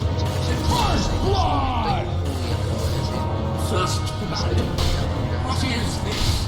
I came here to be tested. Eso debe ocurrir. Ah, el Whisper está ahí. Pensé que lo hubiera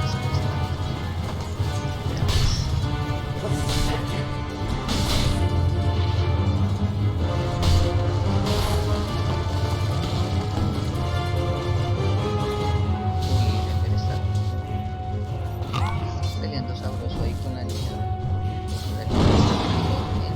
Últimos golpes 19, 20, 2 y el Ember apenas 15, 4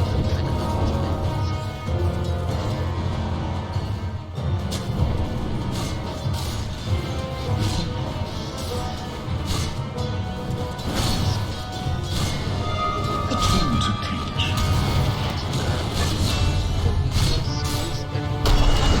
Radiant structures be fortified. For now.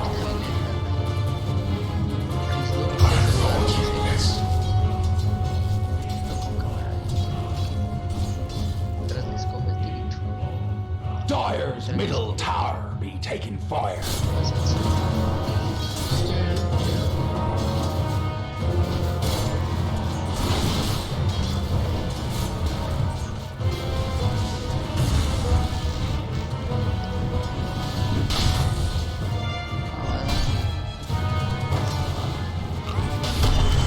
Dire's structure be fortified.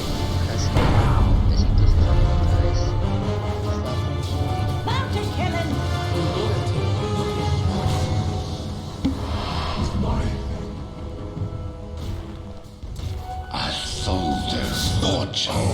Oh I will tear you apart. Pero contra Julia lo vi como un poco.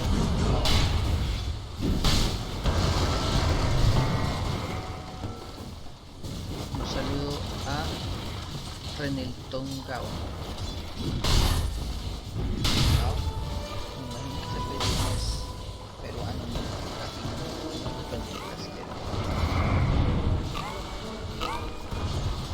Estás viendo en este momento 7 personas, pues nos está yendo bien, saben que son Radiant's bottom tower be under attack. muy suavecito, ya va 3-1 Visco. Pues diferencia muy grande con ese Killing spree!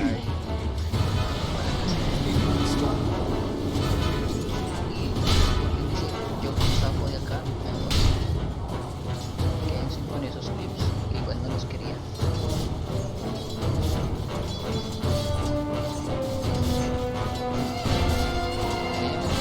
Relajado ahí en mid, mientras Lina está tratando de gankear en la parte de top. Seguramente ya lo sospecharon. Ah, no, está ahí.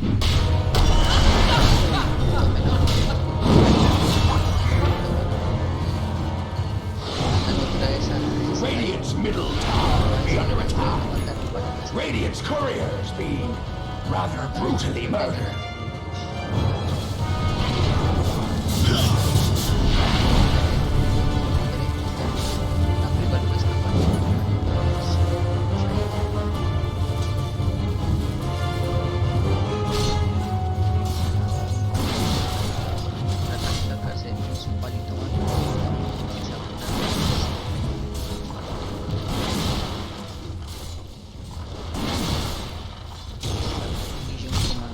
Es mi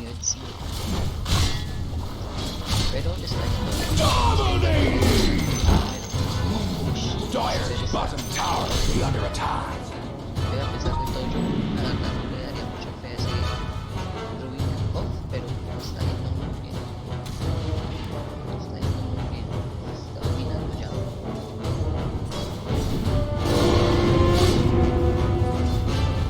Acá. Ya se le acabó la luz. Hay que arriesgarse. Recuerden que pueden escribir en la página de Maxi o desde los que están viendo el mando. O sea, nos están viendo 9 personas. Desde donde nos están viendo. Desde el papá, desde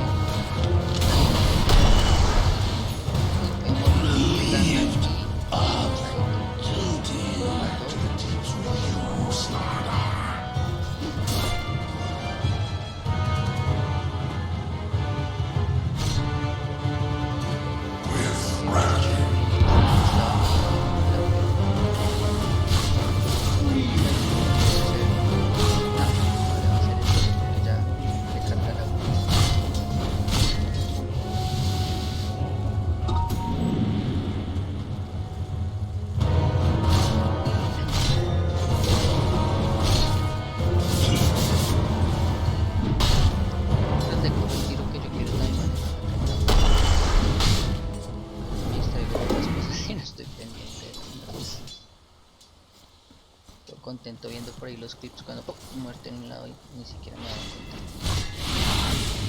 Está Whisper muy relajado y no. Morphine que se está armando, ya tiene 3 antipares. Vamos a ver. Mega kill! Ah, sí, les digo. Acá para tanto y pueden morir las naves. Sí, ahí. Ya se mete mucho la torre. Radiant's middle tower be under attack.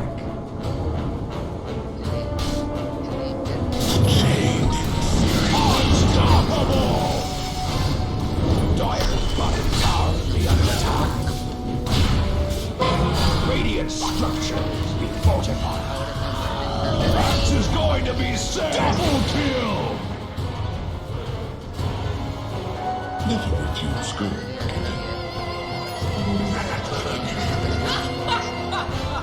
Mejor se va. Sí, es que ya las unas las coge el emperador.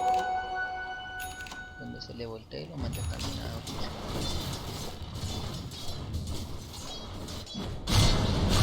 Ah, ¿dónde está sacando? Pensaría yo que sí, por una mía. Parece que solo lo hizo porque le dé velocidad. Parece que está sacando ya las raíces. Bueno, es que yo he visto que ya no están sacando muchas mías, ¿no? No se le está sacando mías a... Ni siquiera ayer vi un... que se le sacaba mucho mías y ya no sacan este arco. Ya no está.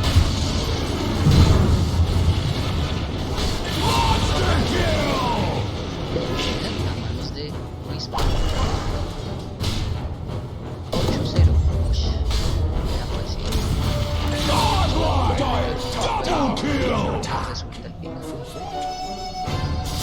Radiant's top tower be under attack. Godless swabbies. Van a entrar al grupo de Dota 2. ¿De qué parte nos están escuchando y viendo? O si no viendo, de pronto si no les gusta como hablo, pues me mutearon parte.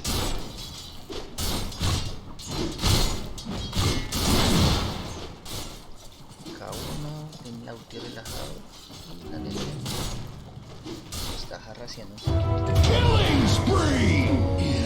Vigilance. That was toasty. Dire's middle tower be taking fire. Pelo de la Discord. Y vemos que Whisper ya ha robado la forma de ola al Morphine. Hay buen poder para escapar, también para hacer daño. Veamos, Whisper le está yendo bien.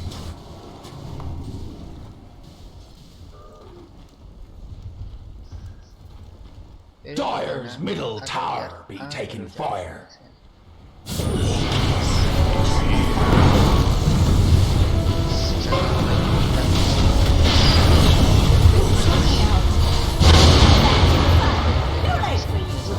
Holy shit! Radiant's top tower be under attack. Dire's warriors be rather thoroughly kinglaw. Y el super están persiguiendo a Morphy. Está ganando todavía el disruptor. 17 segundos. Más bien dicen seguramente a buscar un duelo, pero 14 el marcador, un K de diferencia de valor neto. Está liderando el lavado. Que no pensé, no es que me guste mucho el carry lavado, pero el cada uno lo jugamos.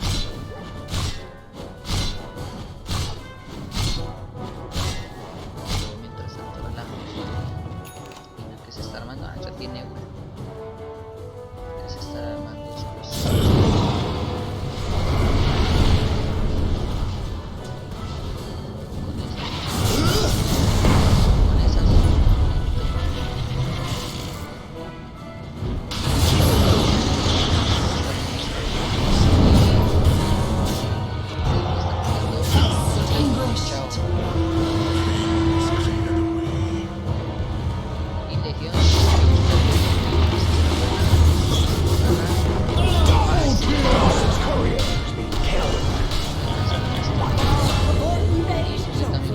Radiant's middle tower be under attack.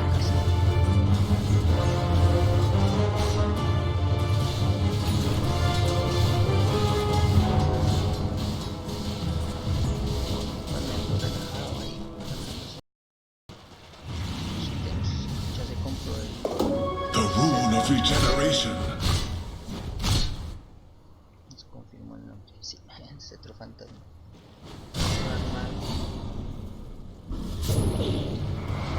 Me falta el Dire's middle tower be taking fire. Money to burn. Perseguir al lavado. Sí, porque sí.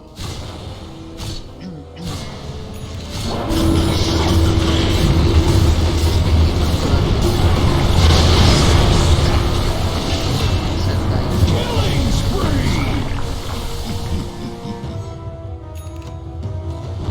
Lo mandaron despierto y lo pero robos en las dos no van a restar. Esta pelea sí le fue mejor a Infamous. Support y acá murió el support y aparte se va 10 de velo.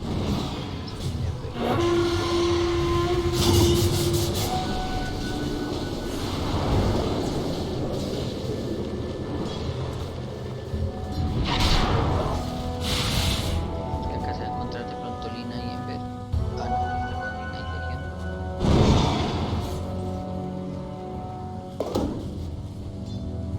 Es desde donde nos de qué parte de Latinoamérica. Dire's bottom tower.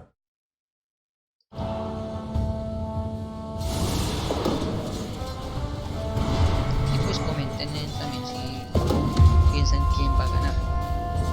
Flames will spread thrice. Va a ganar Visco, pero pues ya la ventaja que tenemos Dire's ya se middle sabe. tower be taking fire.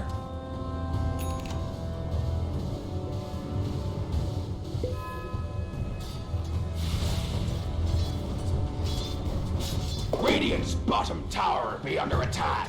What? Under attack? Radiant structures be fortified. Viendo Dire's top tower be under attack. Dire's structures be fortified. For now. las completicas. Radiant's middle tower be under attack. Para que Dire's sepan, top yo tower voy a be under estar attack. sorteando una arcana, pronto sería para marzo, febrero en el canal de YouTube. Dire's top También pueden tower participar has acá fallen. para que estén pendientes.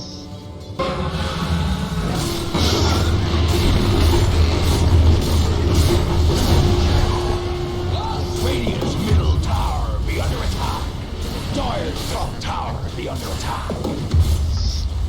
Muere Whisper y la Legion gana otro duelo más. Radiant's middle tower has fallen.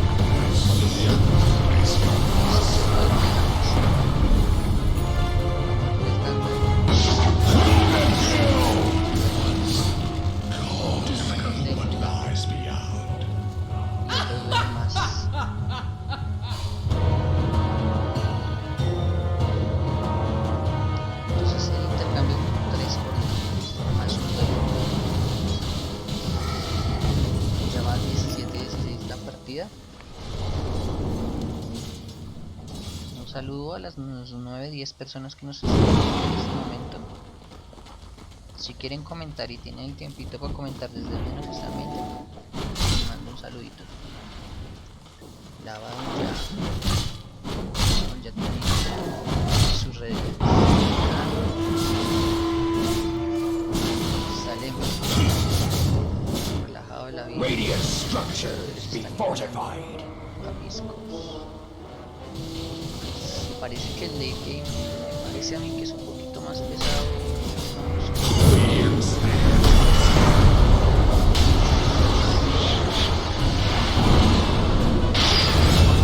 Was well done. Para la casita. Cuando ese totazo se nos mataba lo dejaba hablando. Dire's middle tower taking fire. Dire's structures be fortified. Radiant's bottom tower be under attack. Dire's middle tower be taking fire.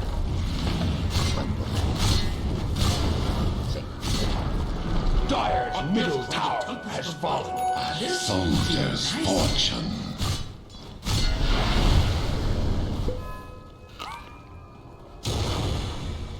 No olviden darle seguir a la página de Facebook. Dire's bottom tower be under attack. Y cuando estaré Radiant's comentando bottom las tower partidas, be under attack. Under attack!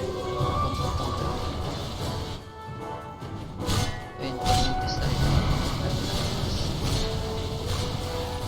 Eso sí, voy a tratar de transmitir todas las partidas que pueda.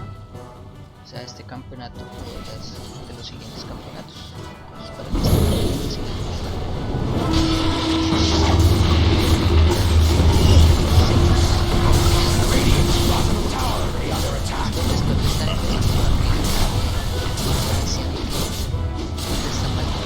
Radiant's bottom tower's fallen. 8-0 y todo.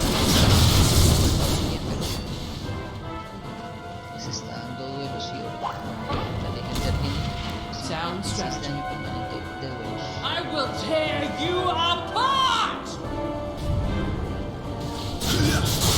Y ya vamos por la tier 2 de Radiant structures be fortified. Radiant's bottom tower be under attack. Dire's structure be fortified. Radiant's bottom tower be under attack. tratar de defenderlo. Voy a armar una construction.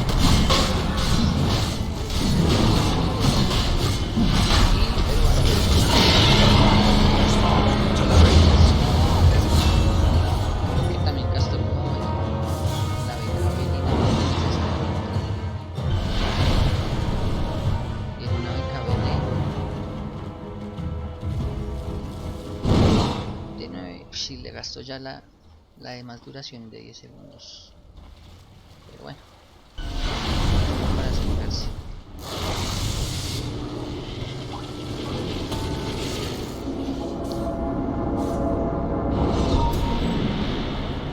En el puesto avanzado sureste.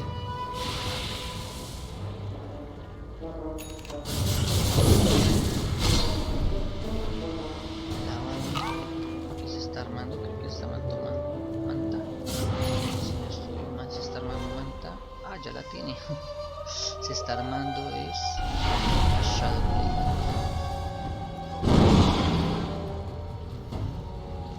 Están buscando, no, pero no buscarán aquí, de pronto está un poquito lento por ahí.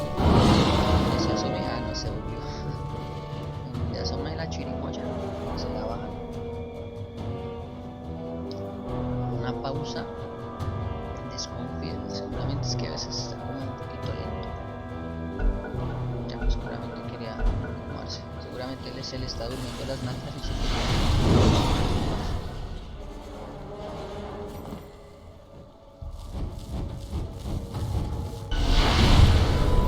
me confirman si me escuchan en el directo, no sé. Radiant's top tower be under attack. 8 personas viéndonos y pues, Dire's si bottom quieren, tower pueden be decirme, under me attack. pueden.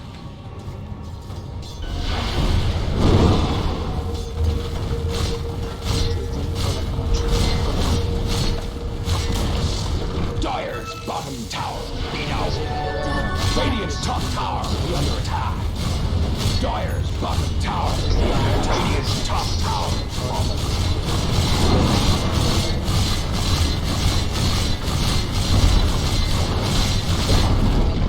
Dire's bottom tower be down. Radiant's middle tower be under attack. Dire's bottom tower be under attack. Un momentico. Están tratando de meter la Dire's bottom tower be down. Killing spree. Dire's bottom barracks be under attack. God, you have been swooned.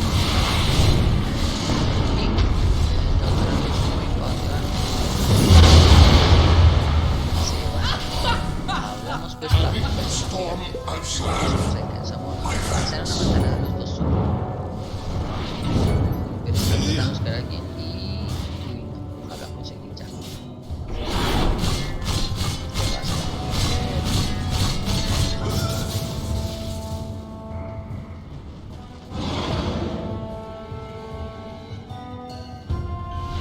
Bienvenidos a las 8 personillas, a los 8 chicuelos que nos están viendo en este momento.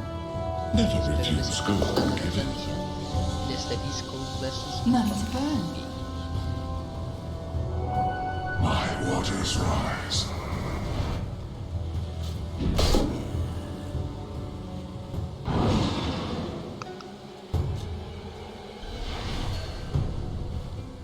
Está todo muy suavecito por el momento. Yo creo que van a esperar, van a farmear. De pronto esperan otro Roshan o un descuido y siguen rompiendo.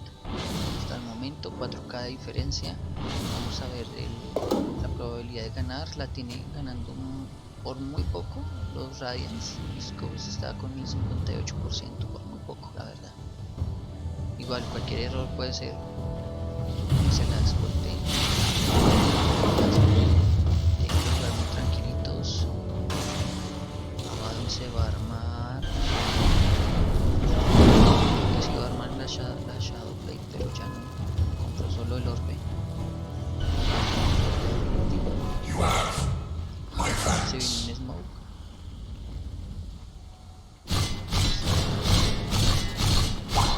Ya 74 ya está, ya puede estar pegando duro, ¿no? Así que de pronto como para matar a alguien solo, pero ya está pegando duro. Además que la malla ayuda bastante.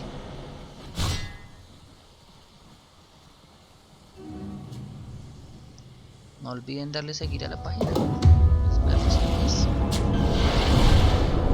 Dire's top tower be under attack. vamos a hacer sorteo. Quiero sortear una cana.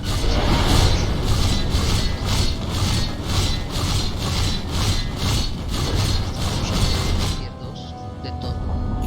Dire's top tower has fallen.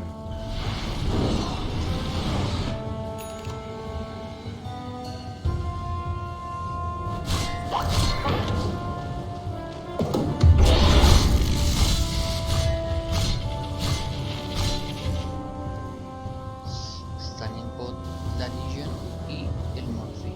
El Morphin que ya se armó su objetivo. Entonces puede ser que bottom desapareciendo tower tanto be el under desierto. attack.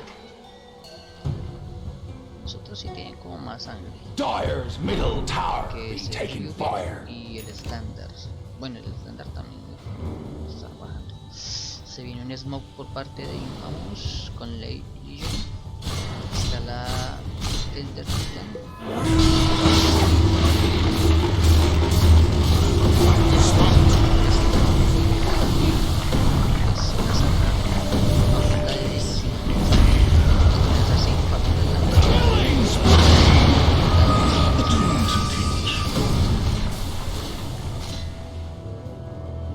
Vamos, esa ulti quita durísimo.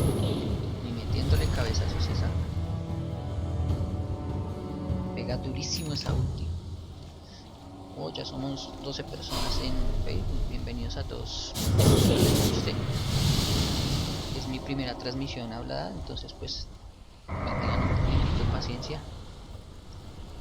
Todos empezamos así por algo. Después no es que me vean la super fluidez verbal, pero le estoy metiendo ganas. Se va por las Snapfire. Se escapa.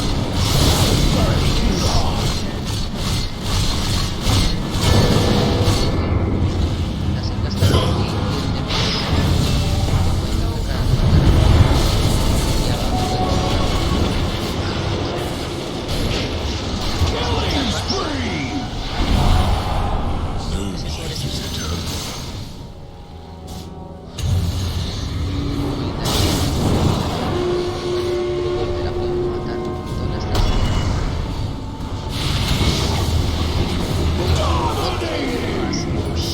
Después de que si no escucha está creo que en la partida ya con 110 de duelo la Legion ya a punto de armarse la alabarda para romper el Lycan y para romper a que punto Dina o Abaddon dejen de pegar. Bueno, Abaddon igual se puede quitar el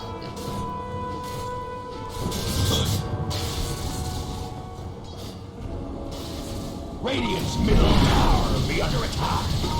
Radiant structures be ahora fortified. en este momento que uno está comentando la soldier's fortune.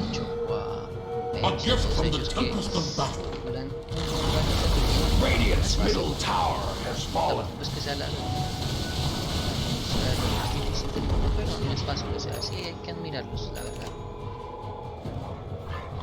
Destructor ya con Scepter, uy, ese Scepter en Destructor es bueno, ya silencia objetos y demás. Ya se puso la partida un poquito más pareja, incluso ya se fue un poquito a favor de Infamous, ya queda un porcentaje, ahora Infamous es el que tiene el 60% de probabilidad de ganar. Si le alcanzaron a voltear la partida, igual está pareja, está para los dos totalmente abierta. Pienso es que no dejen que de pronto la Legión coja más duelo. ¿Ustedes quién cree que ganará? ¿O a quién levanta? No, a mí me gustan mucho discos, pero los dos equipos están jugando muy bien. La pausa del Morphine un poquito, está un poquito lento. La señal de Movistar es dura.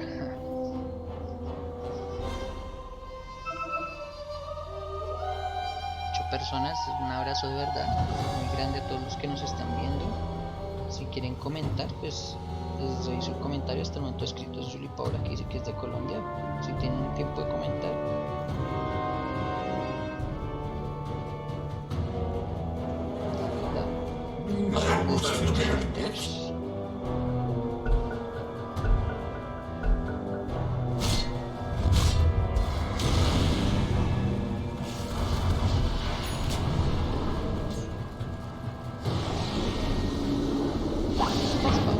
Que ya por fin ya hace un momento tenía ganas de ir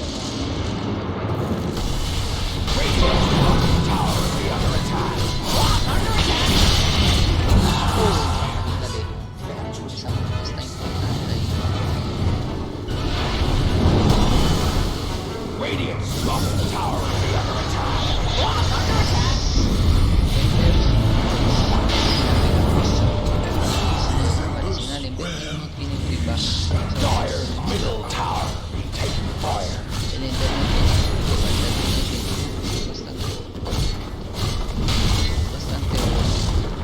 esta de middle tower has fallen. toma y dame, toma y dame.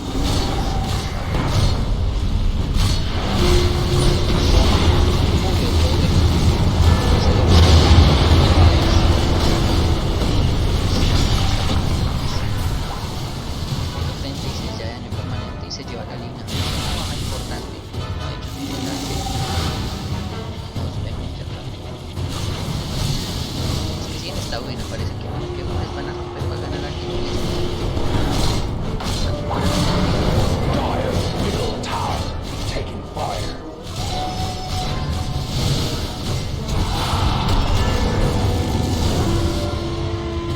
Y se alcanza esto para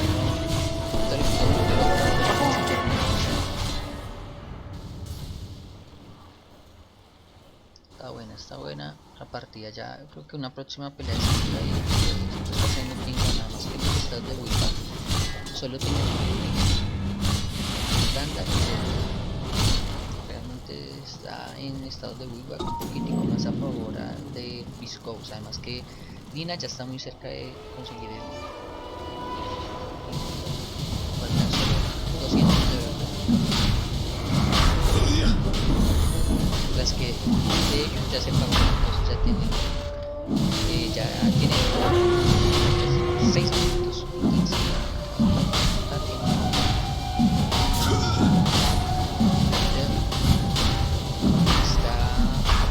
Tiene feedback.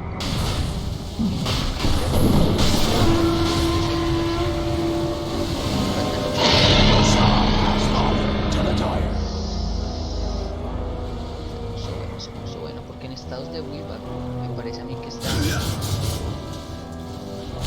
Viscous, pero ya con esa brocha puede ser otra cosa. Está buena la partida.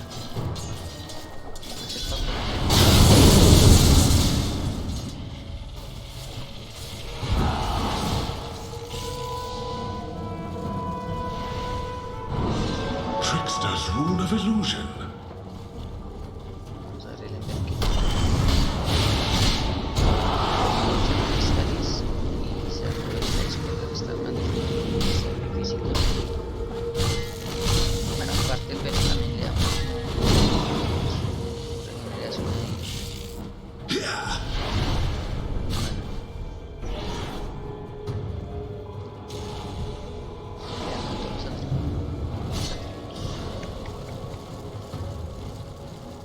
Vamos a ver quién gana. Yo la verdad doy más a veces, están muy parejos. Solo es un K de diferencia de valor neto, eso no es nada. Ya minuto 35 no es nada. Están esperando las armas. ¿Se puede armar una pelea en top? No. Viscous se retrocedió. My waters rise. El Morphy. Soldier's fortune. Me parece a mí que en un late game tiene como mejor posibilidad Infamous. Más que la Legion está ganando un duelo, se pega ya duro con Dedal. Y el Morphin ya armado con Scar ya es más durito de matar. Igual no importa los héroes de esa posición en una buena pelea, se puede ganar Viscous. Pero sí me parece que Viscous debería terminar ya. Tiene más ventaja en igual está muy buena la partida. Uno piensa que va a ganar uno y pum, se la voltean. Y gana, piensa que va a ganar otro, pum, se la voltean. Entonces está buena la partida. No se olviden de seguir a la página. La verdad sería de mucha ayuda. Los agradecería mucho. Y pues si quieren y tienen el tiempo de escribir, nos pueden decir desde dónde nos están viendo. Yo no sé escribir, yo le pongo que es de Colombia.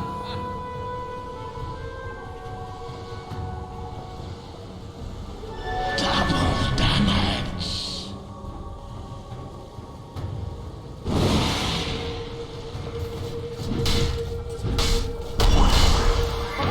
Uy. No. Si van a quitar. Under attack. Formless swabbies. Es que eso es lo bueno de, eso sí es lo bueno de una banda. Me parece a mí que jugarlo de carry pues para que lo juegues en tu ranking no es buena idea, pero a él le da muy bien con lava. Y aparte sirve mucho para un stun o algo así, sirve bastante. Mientras tanto están tranquilitos en la base, están esperando seguramente que se les acabe. Radiant's top tower be under Mientras tanto, attack. utilizando lo que está tratando de romper Dyer's bottom barracks be under attack. Radiant structures be fortified. For now.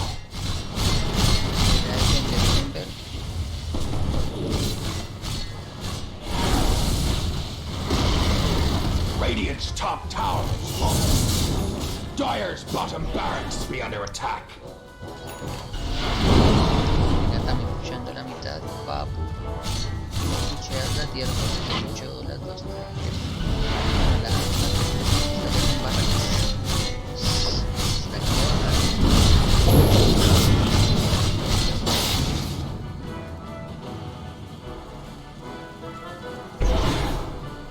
Si le alcanzan a hacer bastante. Dyer's bottom barracks be under attack.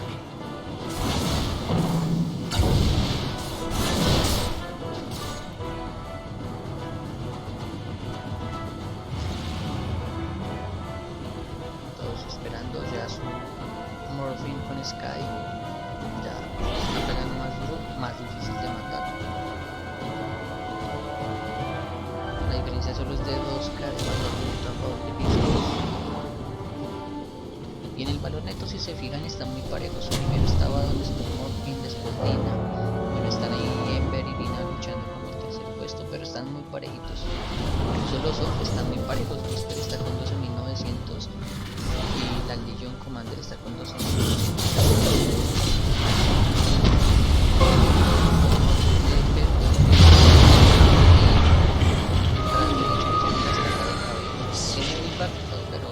Sabe cabe importantísimo. Creo que iba en el 60% de la probabilidad de que Middle tower está en taking fire. 53% a favor de Lisboa, es que está súper parejo. Dyer's structures Ya be casi les van a fortified. romper. Dyer's middle tower Barracas taking fire. y la tengo 13 en NiP, que ya se la Dyer's bottom sí, ya barracks have fallen. y se pagó el envío. Por el momento está un poquitico mejor. Me imagino que estarán esperando ahorita farmeando y estarán esperando el pushando. Eso pusharán más.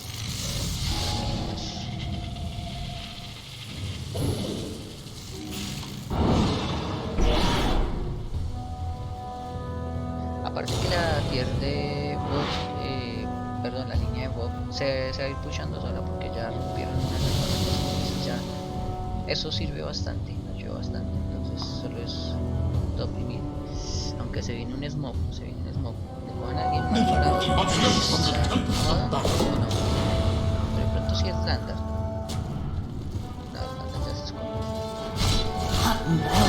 Que se le vaya a la porque es que de aquí a que le cojan a doble con la ulti pues llegan los otros y estarían gastando muchos recursos.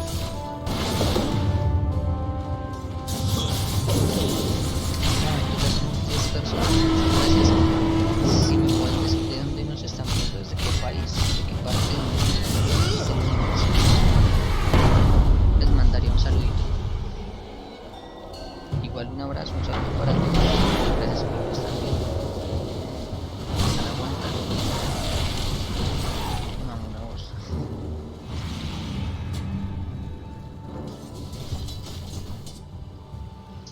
Está todo como muy tensionado, es que está muy parejo, la verdad, está muy es una la probabilidad de que gane la tiene los Radiant 62%, o sea está muy pareja.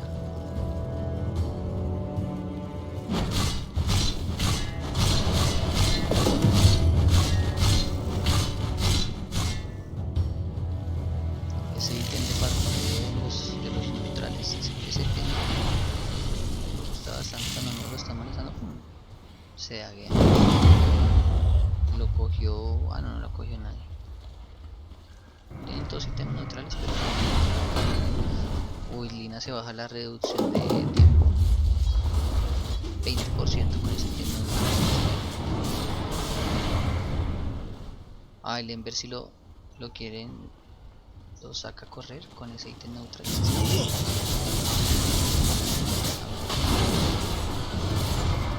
Dire's top tower be under attack. Está tratando de romper la parte de top, tratando como de pushar.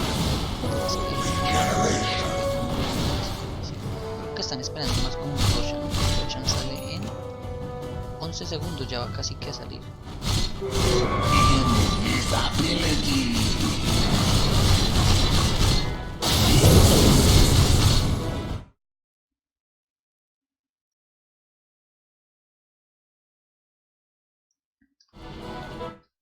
Está buena la partida.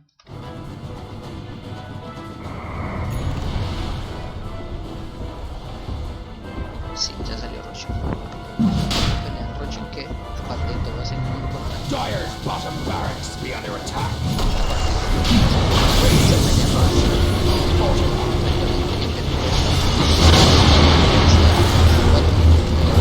Hasta que Lina está haciendo muy Islanda está haciendo para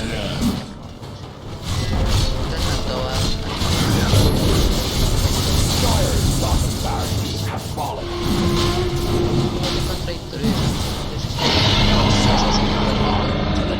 Qué fastidio que le hagan ese rat.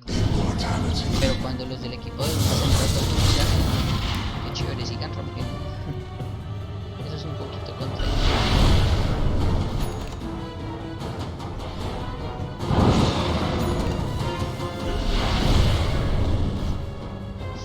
Bueno, Roshan para el Morphine. Se puso bueno. Y estados de Bullback solo tiene el Destructor Slander. Tiene la Snapfire y el Ender.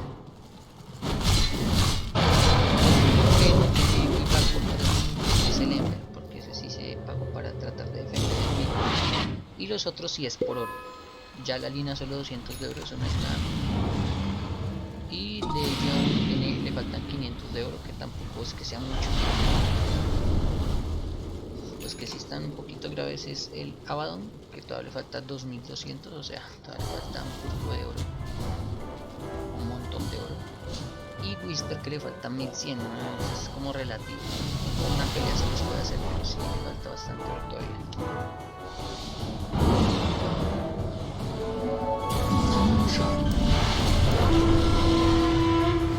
Está en puesto momento con 33.000, está como y segunda pelea de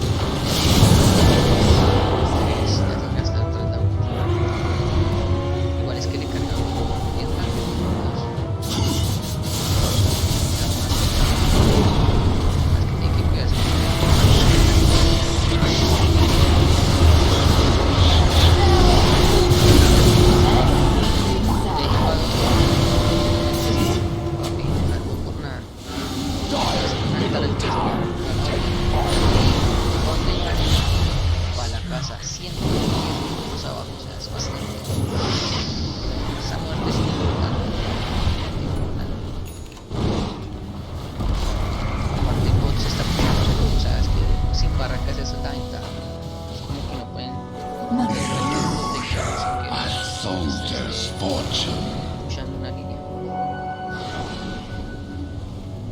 Creo que van a ir a romper mid y es que ya sin la legión ya es otro cuento. Tienen los dos puestos avanzados. Bueno, ya Lina me alcanzó a escuchar. Sí, va a coger desde todo.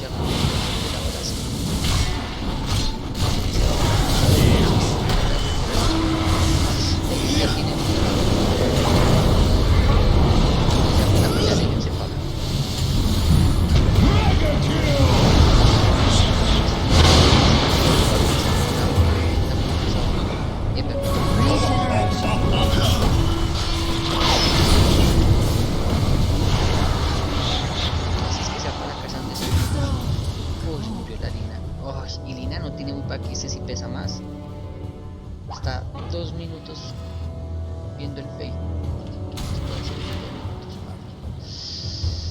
Infamous puede estar volteando esta partida. Es que esta partida ha estado muy buena. Ha estado de que juegan ahí, juegan está muy buena para que.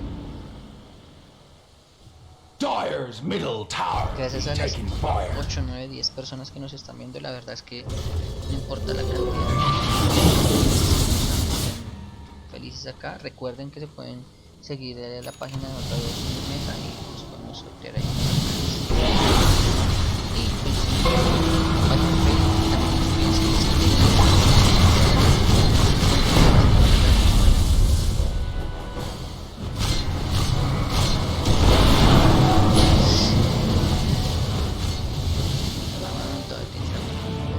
es que esa utilidad le carga bastante, pero me parece a mí que tiene más posibilidades. Vamos a ver en el. Ahora Infamous tiene 55%. Es que está súper bajo. De hecho en la gráfica se nota. Si en la gráfica se parece así. Los Dyer's middle tower is taking fire. Dyer's middle tower has fallen. Of regeneration.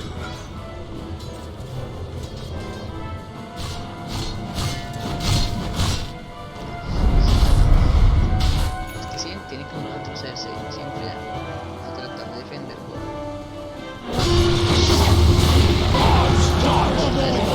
Acaba de salir como otra vez. Dyer's courier has been rather thoroughly too long. Creo que la vamos a estar esperando, me parece a mí. Hasta que como le quitas a tanto, pues.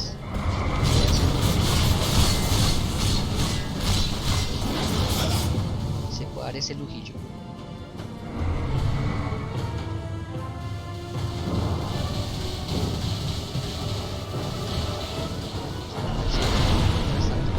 Se ve un poquito como de la línea.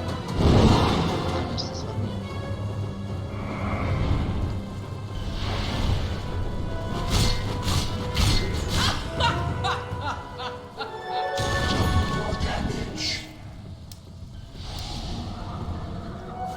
Sigue el Morfin en el puesto número 1 contra bastante, pues sabe que el lavadón claro hasta que también no están defendiéndose. No, y el Morfin cambia bastante también con esa agilidad a todo. Mientras tanto tratando con esta línea que puede tratar de romper. Y es que ya tiene la torre 4, tiene solo una torre. Tina también está tratando de la línea y se TP.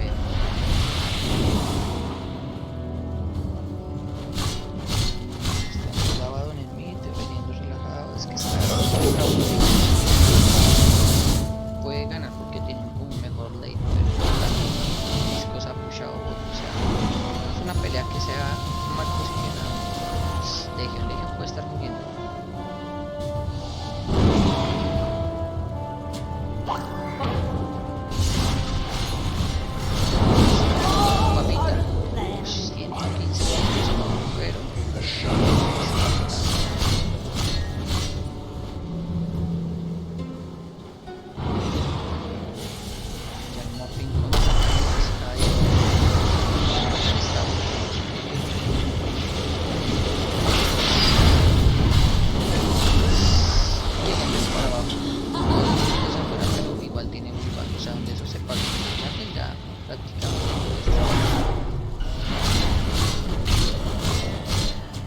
Si pueden comentar de qué parte de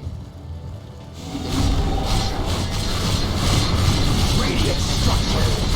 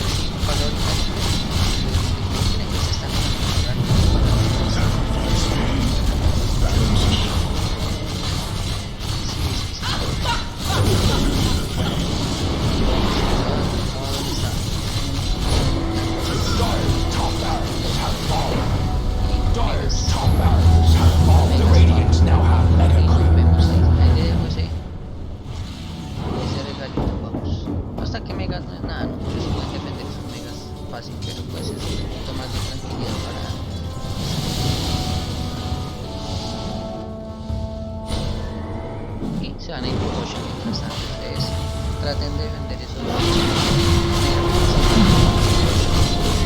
Y esta vez siempre tiene.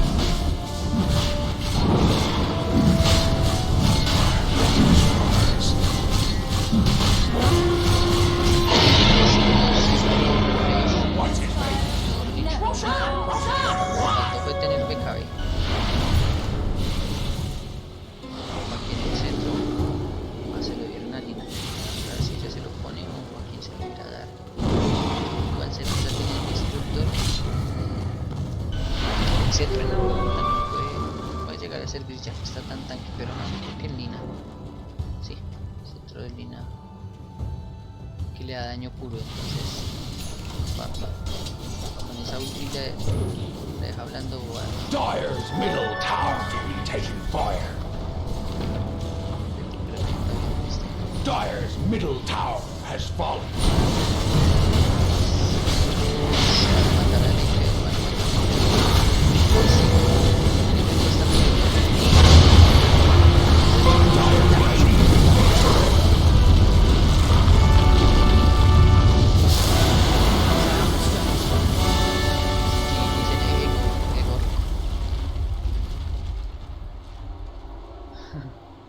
Vamos a ver qué otra partida puedo transmitir un poquito, a ver. A ver si hay otra vez latina. Ah, no, ya está jugando OG contra Aggressive Mode. Aggressive Mode. Ustedes no entienden más. Igual, no es que mi inglés sea el más fluido de todos. Radiant Esta de OG. Dire crew pick. Beastmaster. ¿Les gustaría? Pues ahí los dejo y ustedes me escriben por... That kind of Zerg micro rush, right? My idea, or Me pueden escribir por el Facebook o por YouTube si quieren que yo la siga comentando con mi voz tan roncosa. O quieren que la deje ahí con la voz en inglés. Tras tanto la vamos a ver con los casters en inglés. Y pues igual un abrazo y un saludo a todos. Muchas gracias por estarnos viendo y nos vemos en la próxima partida de pronto latina. Un abrazo, chicuelos. Build for Visage would be like Helm of the Dominant, Alien into Pipe, if it's a mid Visage. The problem this hero has is he's not winning any matchups. Like, you do not win mid lane. yeah, even with Grave Chill getting a couple of buffs over the past year, it's still super difficult. Fourth pick now for OG. We've got our No-Tail Oracle. Troll could, again, go between Sumail or Topson, depending on where you want to run it. Earthshaker, I would say probably Saxa. And now a Kunkka, which is still versatile between mid one, Topson and Sumail. You've got these versatile heroes for the side lanes, very strong.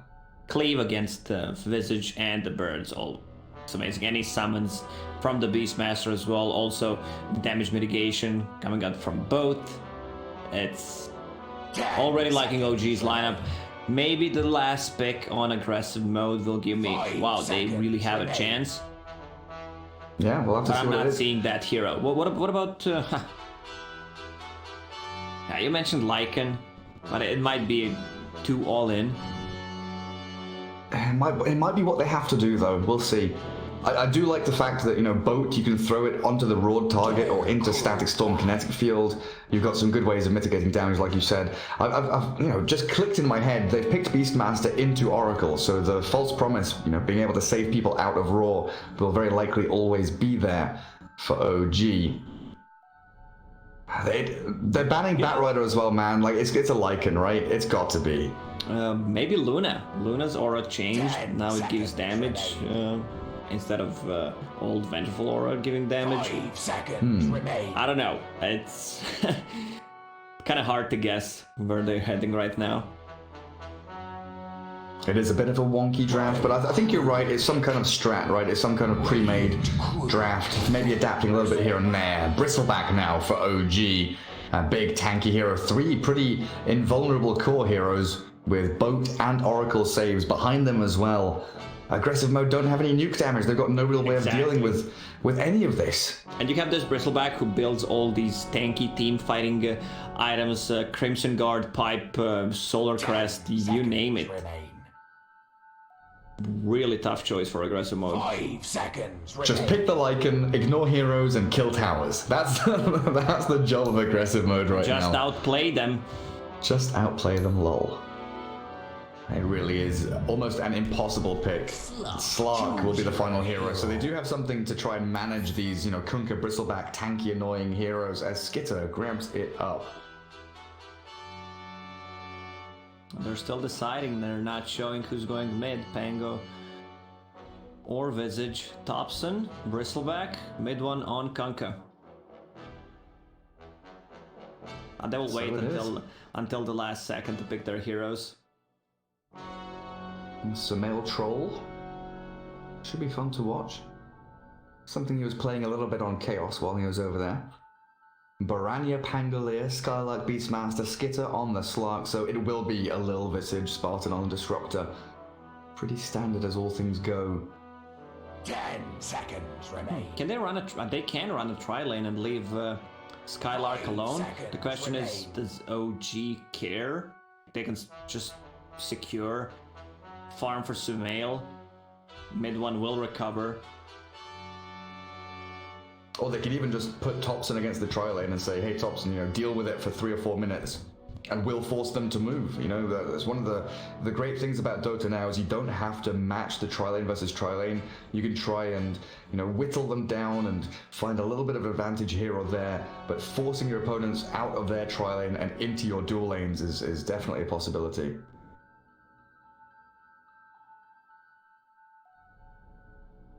I could also do that with a Kunkka, the troll. They've got so many options. It's an okay Slark game. There is some control with X Mark, but that's pretty much it. There is some AoE damage that they can throw while he's under the shadows of his ulti. Earthshaker, Kunkka both Torrent. Also, he can get out of the Whirling Axis, which is a pretty big deal. Same goes for any Oracle spell, minus armor from BB. Off we go. Game 2. OG 1-0 in the lead here in its best of 3. And the winner, the winner of this series, potentially, if OG wins this game, they do secure themselves that spot at the Major. Get ourselves underway, find out exactly what we're dealing with. Saxa, Earthshaker, Thompson, Bristle. And all 4 heroes heading down bottom. Sumail and No-Tail joining them. Mid one will be up top alone. As it looks like, potentially, you're right, a tri-lane being marked up here by aggressive mode, Skitter, Lil, and Spartan, wandering up towards top, and they have left Skylark alone down bottom lane. So what they can do is just leave mid one alone against the tri-lane, say, whatever, man. Like, he's gonna recover, has a built-in cleave, can farm the jungle while we just secure the troll's farm. Mid lane should be okay.